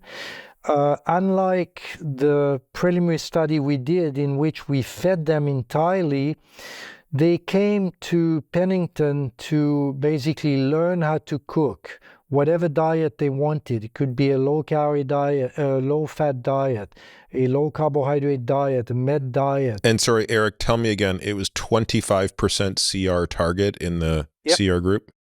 Yep. And it was based on 2 measurements of doubly labeled water. The average, I just checked that this morning, the average energy requirement was 2,400. It means, on average, they were cut by a little bit more than 500, like 600 calories. And for 2 years, and the first 3 months, they could come whenever they wanted to learn to cook, and they were also provided some of the meal if they needed to.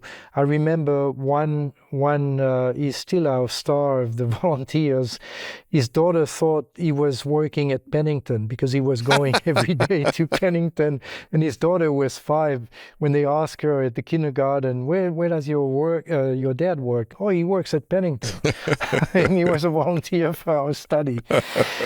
And after that, we had a lot of measurements about resting metabolic rate, about oxidative stress, and the endpoints were really the first RMR, the second ROS formation, and after that it was CVD markers, it was insulin sensitivity, immune function, neuroendocrine parameters, quality of life, and cognitive function. What was the average percent weight loss of the individuals in the treatment group versus the weight gain? At 1 year, the average was 12%, and at 2 years, it was 10.4%.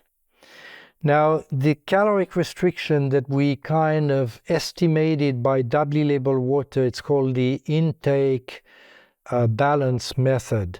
You measure energy expenditure, you measure change in body composition. We had about almost 20% of caloric restriction for the first 6 months. And this is where the weight loss was. And after that, it started to decrease to close to 15% at 1 year. And then at the end of the 2 years, the overall caloric restriction was 12.5%. Basically, we got half of what we were asking for, which is not bad for, like you said, it's an important cut in your intake. And it was square from day one. It was not a ramping up. And then we did these measurements at 6 months, 12 months, 18, and 24 months. Just for the Pennington part of this, not including the other 2 sites, what was the budget for everything, meaning the preparation, planning, the study, the analysis for the first publications, et cetera, not the ongoing, but just the bulk of what you would call that calorie study had a budget of how much? My original grant was 10.4 million. And it was in 2003. Yeah. And after that, because we were recruiting so well, they asked us to boost up our recruitment, and they gave us another $1.5 million. It was 13 million in, close to 13 million. And the other side, that was the direct cost or direct plus indirect? No, plus indirect. Total cost. So let's just apply a little inflation to that and say that that's 20 million in today's dollars, conservatively. Yeah. Again, that sounds like a lot of money, but when you think about the fact that the NIH budget is on the order of $35 billion for both intra and extramural, and the extramural budget, of which this was part of, is, on the order of, $28 billion. $20 million on a $28 billion budget is a drop in the bucket. It's less than 0.1%. And yet this is a very important question. And you know, it kind of, I think your success in this study, which is, it has to be described as one of the, I think it's the single best study that's ever looked at, even attempted to look at the effects of caloric restriction in a free living environment. In large part, I agree. I think your recruiting was exceptional, and your hands-on ability to work with the subjects longitudinally is what made the difference. People think that the study is like, you design the study, you recruit the subjects, you go, and then you forget about them. But like that, you would have failed. So, Yep. so you did all the unsexy stuff so well, and that's why you got something so remarkable. And as we start to now talk about the results of this study, you know, part of my frustration is I worry that the NIH is funding some stuff that's not that interesting and not that relevant compared to the jugular questions of human health. And this would be a great example of the kind of work that should be getting much more funding, in my view. But I'll get off my soapbox now. Okay, so let's talk about the findings at the end of 2 years. What were the most notable findings, aside from the obvious, which is weight loss? One amazing was the retention rate. Yeah. I thought that it was exceptional, that between the 3 sites, and it was much more difficult in Boston, to be honest, you know, than it was in Baton Rouge or even in St. Louis. But anyway, retention was exceptional. The camaraderie. Sorry to keep interrupting you, Eric, but what did the subjects tell you? Like, you got to know these people really well. Why did they stay in the subject? Why did they stay in the study? I mean, it can't be pleasant to be that calorically restricted for 2 years. Or did they say, actually, you know, guys, it really felt lousy for 6 months, and then it didn't feel lousy at all, and I really became, you know, I came to really enjoy this. Like, I'm very curious as to what their subjective experience was.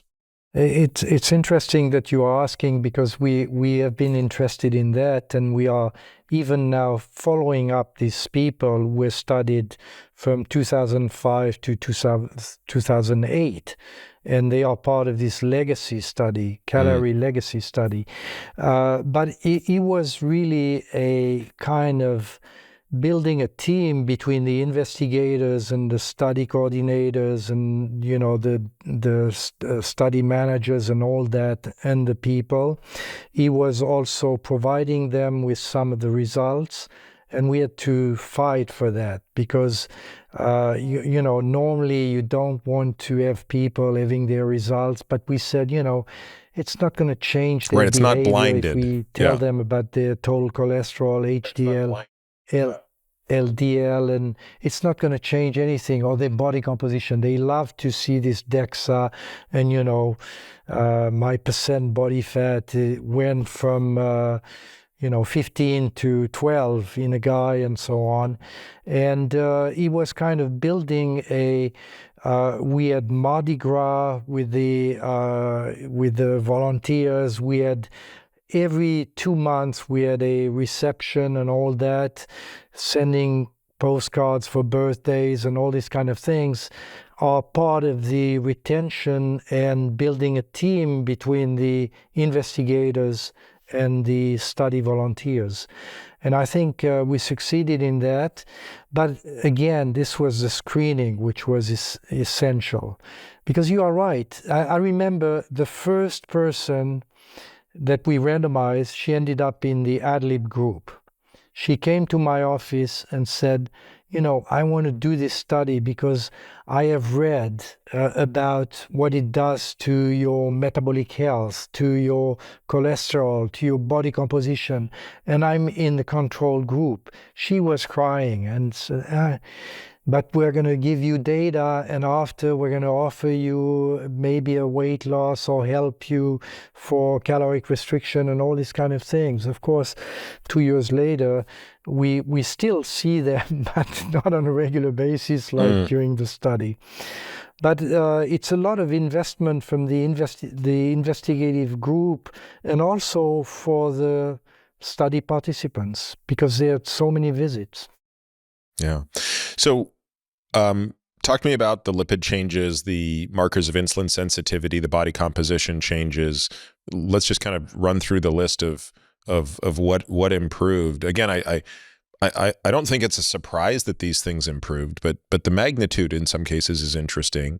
And again, this question of, I'm very curious as to subjective markers of satisfaction in that group, because most people would say, look, if you told me I have to restrict my calories by 20 or 25%, there's no amount of benefit to my health that could justify the unhappiness and unpleasantness of that experience. So where were they psychologically as that trial progressed into its second year?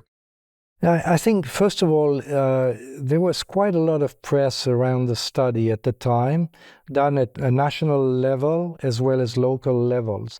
And they like to know that they are part of an important study. It's like this Nutrition for Precision Health now, or Modapac, are things which get some press and all that. And most of the people like to be part of a kind of key study. The second thing was really building this relationship between the investigators and the study volunteers, and also the return of results and the sharing of experience with other people. You were asking, how long does it last to have this problem with hunger and, suffering and all that? And it seems that for most people, after 1 month, it was totally manageable. We taught them also to increase the volume and decrease the fat content to satisfy, on a volumetric basis, how much food they were eating, with less fat and less calorie density in the diet, against the ketogenic diet here. And do you have a sense of how their macronutrients shifted? So did the ad lib people effectively mirror the standard American diet of 50 to 55% carbohydrate? And did the CR group end up at, a higher fraction of carbohydrates because of this attempt to lower caloric density? We have published, I don't remember exactly if there was a clear-cut impact of being in the caloric restriction group versus the ad lib group. This I don't know, but I know that quite a few people wanted to make a difference in their diet, and they wanted to know more about the MED diet, the DASH diet, the low-fat diet, and all that. And surprisingly, there are some people, and like I said in this legacy study, and Dr. Redman is the PI now, people are still, a lot of them did not regain all the weight, and now it's more than 15 years after. And they are still kind of using what they have learned during these 2 years, because there was a lot of learning.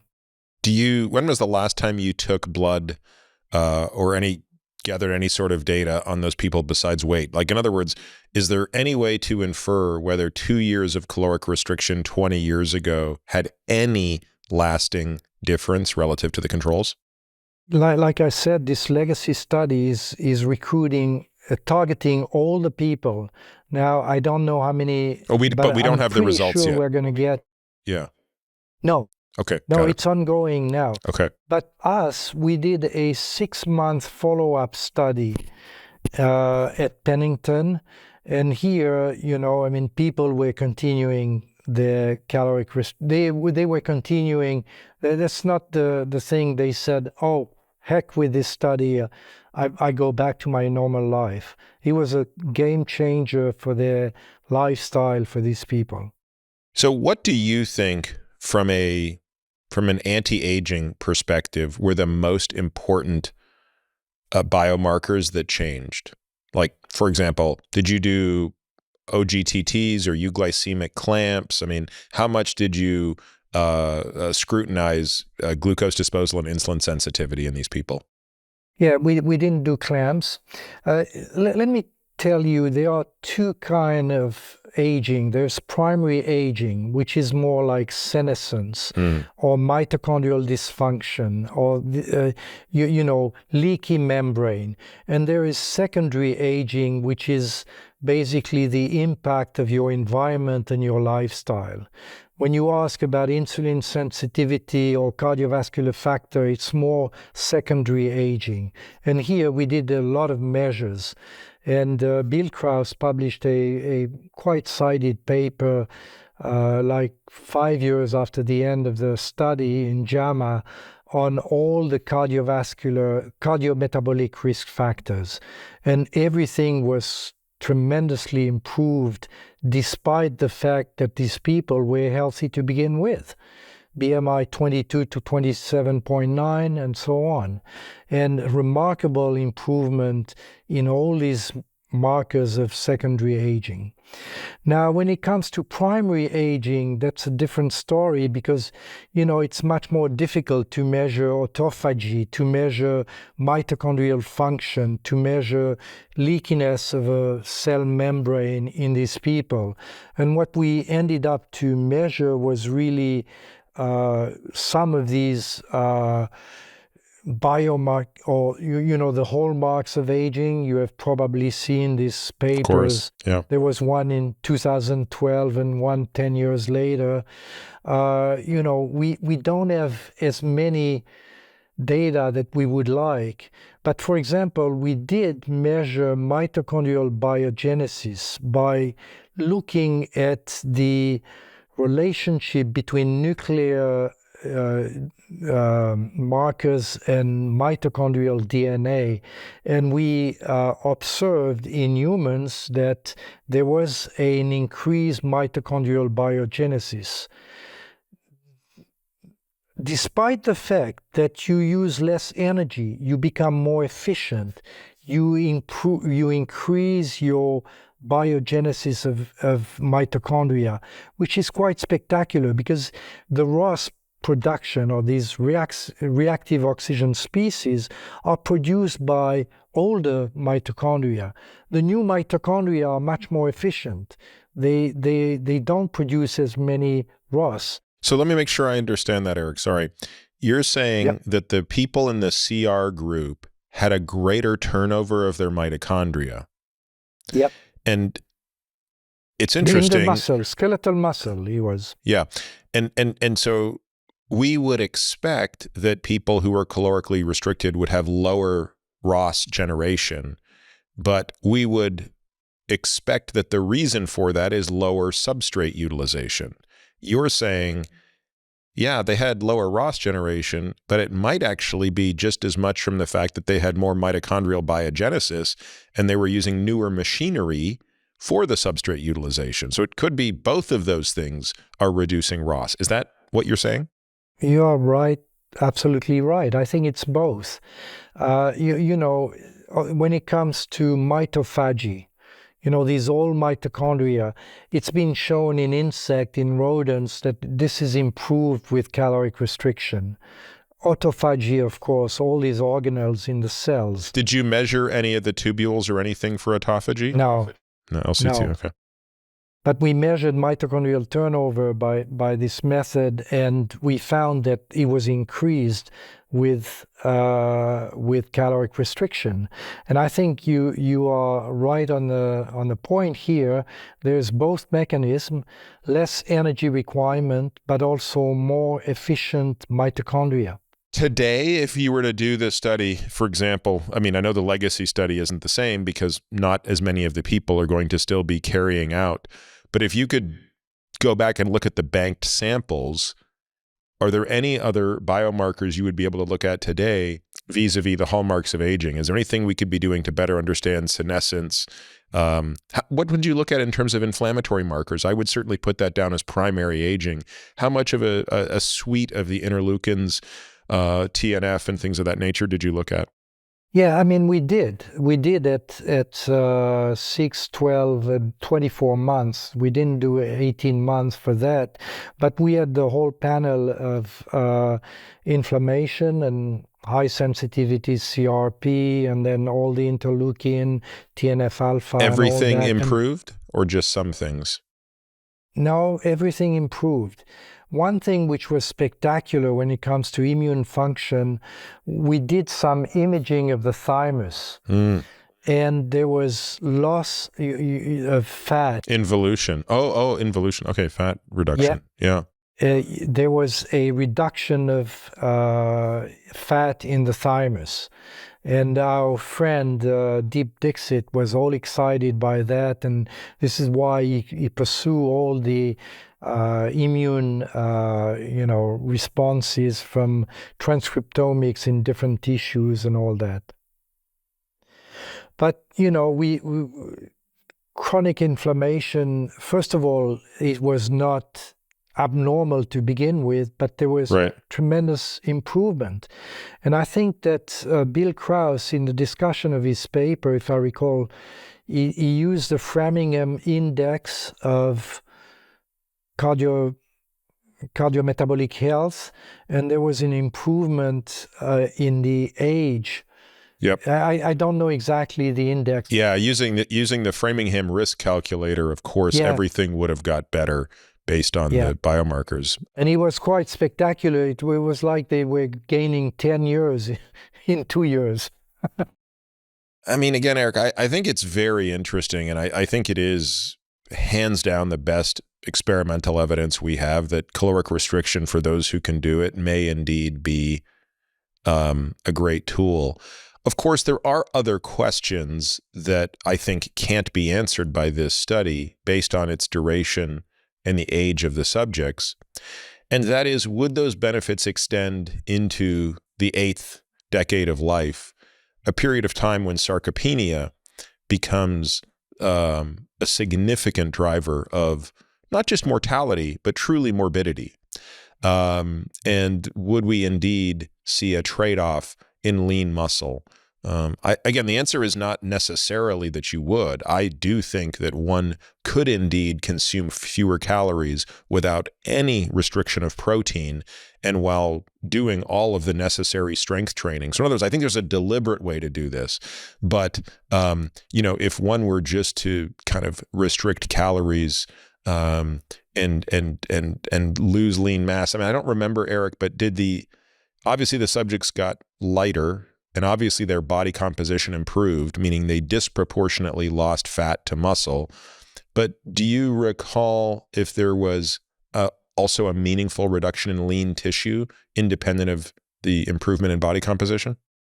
I would have to go back to the publication exactly, but he was less than a quarter. Less than a quarter, yep. And that's we like to hold on to that as the gold standard of limit lean body mass to a quarter of total weight loss. Any other indicator? We didn't restrict physical activity, but to be enrolled, they had to be screened for not being regular exercises, for example. Do you know the CRONIES, the Calorie Restriction Optimal Nutrition Society? I've never interacted with them, but I'm familiar with their movement. There is about 200 self-imposed calorie-restricted people. Yes. They are afraid of exercise. They don't exercise at all. Right. Because they are afraid that exercise is going to increase their appetite. Yeah. Their appetite and their food intake. And they are religious with that, and that's why, I mean, your question about sarcopenia, when you start with people with a BMI of 24 and you lose your 10-12% and you keep this 12% off and you go in your 70s and 80s, what is happening to your muscle mass and these kind of things? And I don't think we have an answer. I mean, to me, Eric, the experiment that I want to see done is not even an experiment at this point. Frankly, it's literally, it's a much easier experiment, which is your tissue and serum samples provide a very compelling case of you can take healthy people, CR them for a couple of years and make them better across the board by every objective measure of both primary and secondary aging. The secondary stuff's so obvious, it's not even worth talking about. So people that are interested in that can go back and look at the papers and see the lipid profiles and see the insulin sensitivity. But it's really these primary markers of aging. I had forgotten or didn't know about the thymic fat reduction. That's very interesting to me. So now the question is this. Well, you were dealing with a very narrow population, right? You started with 2,500 people, and through intensive psychological profiling, you winnowed it down to the 5% of people who are going to be able to most adhere to this. And then on top of that, you provided arguably the most robust support for those people during this journey, the kind of support they couldn't buy outside. Like those people, as regular people in the outside world, couldn't have purchased the level of care and support and encouragement they got for that 2-year study. So all of that is not to be a critic of the study. It's to simply say those were the necessary steps to get such exceptional compliance, which is what was necessary to get such a meaningful answer. But if we want to ask the question, how would you help the 99% of people who on their own could not adhere to that? The answer, of course, becomes CR mimetic drugs, right? This is the question that is on everybody's mind, which is, Eric, you've convinced me that CR to this extent will absolutely help me live a longer, better life, but I just can't do it. I'm not in that percent of the population. But will a GLP-1 agonist give me the same benefit? Will rapamycin give me the same benefit? Will acarbose give me the same benefit? Will an SGLT2 inhibitor give me the same benefit? Will metformin give me the same benefit? And those studies are much easier to do. We can easily put people on those drugs for 2 years and do the exact same analysis. You've given us the gold standard. You've given us the template. Now we just need to compare every single marker you've measured, plus some you haven't. I really want to see the epigenome in these subjects pre and post. And so I don't know. I mean, is it just me that feels this way, or is that also screaming out to you as the most interesting question to come out of this? It's been a little bit of a roller coaster, the CR mimetics. You remember all the sirtuin stories. Yes, but notice I picked something very carefully. I only picked drugs that, with the exception of GLP-1 agonists, I only picked winners of the ITP. And sirtuins are garbage. Everybody knows they're garbage. I'm sorry to offend people who work on them now, although I don't think anybody's still working on them. But the sirtuins were a scam story that never materialized, and it never, ever, ever was the mechanism by which CR worked, ever. I've gone back. I have talked to Matt Kaberlin, who did the first study. I have gone through every experiment that was done in that lab. There is zero evidence that sirtuins' supposed efficacy, which I think is true in yeast, by the way, was mediated through CR. And of course, CR and sirtuins have had no efficacy post yeast. So anyway, I'm just being a little pointed in my language to make the point that I'm being particular about which CR mimetics I discuss. Yeah, okay. And you pick metformin, and of course, I'm sure you know neobacilli And my hypothesis, by the way, is that metformin is not a CR mimetic, but I just think we should include it. Like there's a reasonable enough probability that all of those molecules I suggested, I think, should be tested. I mean, the GLP-1 are so potent when it comes to weight loss, metabolic health, and all that. I mean, there's not a week without a new paper on GLP-1. I just read a blood pressure one today on tirzepatide.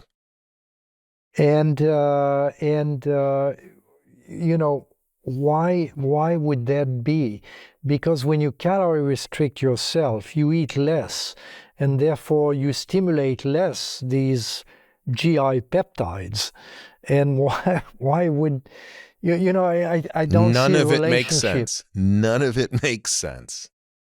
But if you tell me, I mean, are they true caloric restriction mimetics, and do they do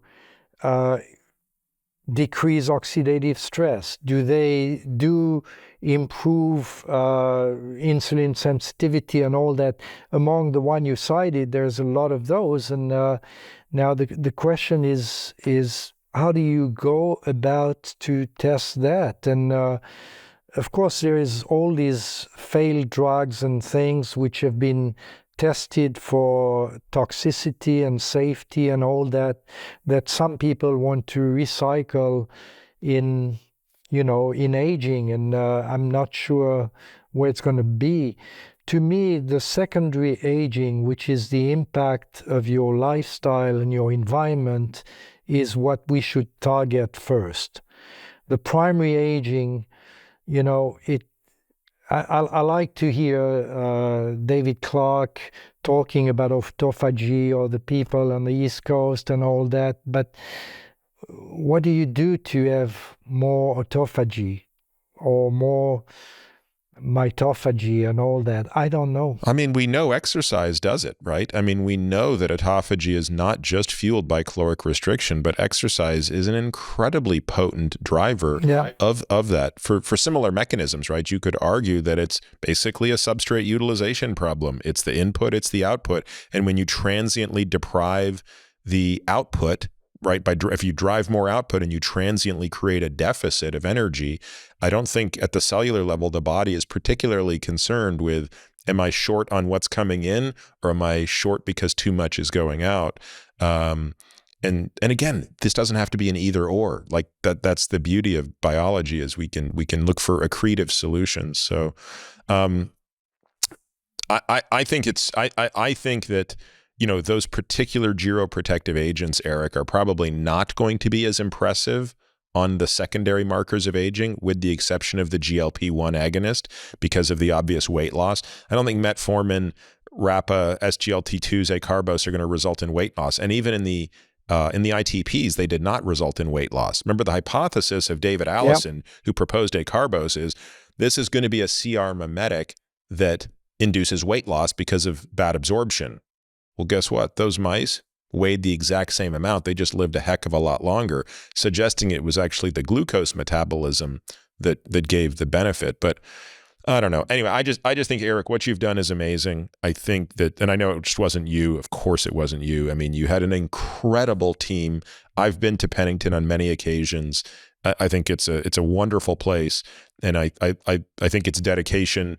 It's the little stuff that matters, Eric. It's like I know what your staff is like. I remember working with Courtney and the entire team of nutritionists there. I mean, that's the stuff that's not sexy, but that's what's necessary to do this kind of work.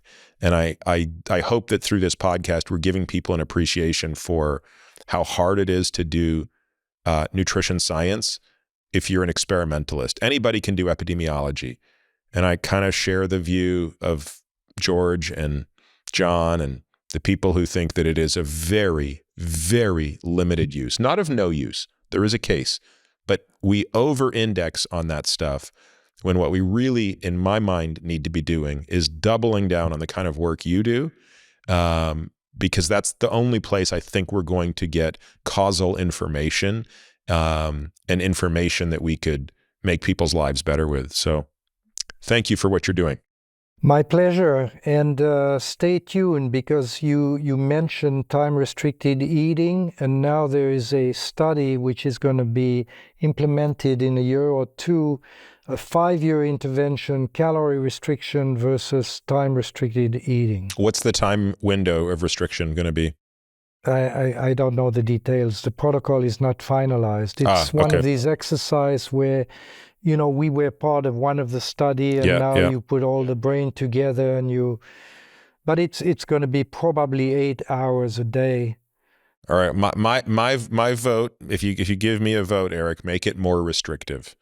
I just think we did the first study we did was 6 hours. Yeah, I would go, if you really want to see if there's a signal independent of calorie restriction, because I think the goal has to be, you're going to have to match their calories, right? So this is the isocaloric difference between CR and time-restricted feeding. In my experience, 8 hours will give you a null answer. I'd bet $1 million you'll get a null answer if you compare 8 hours, but 4 to 6 is interesting, and I'd be very curious. Yep. I mean, it's interesting you bring that up, but our study was the first in humans, and this was Courtney Peterson who did that. Yeah. And we had 6 hours, and people said it would be easier with 8 hours and all that. But after, if I recall correctly, after 2 weeks anyway, they were perfectly fine with 8 hours. With 6 hours. It's a question, with 6 hours, Yeah. sorry. Even if at the end, the exit interview, they said it would be easier for 8 hours, Sure. but I think it was at the start. Yeah. And you can maybe ramp it down, from 8 to 6 hours. Yeah. Yep. Well, Eric, great to spend time with you today. Thank you. I know you're in Europe, so that obviously you've had to stay up a little bit later. But hopefully the next time we do this, we're talking about this study and maybe the follow-up studies that I'd like to see done on some of these CR mimetics, and we're doing it in person. All right. Thank you very much, Peter. Thanks, Eric.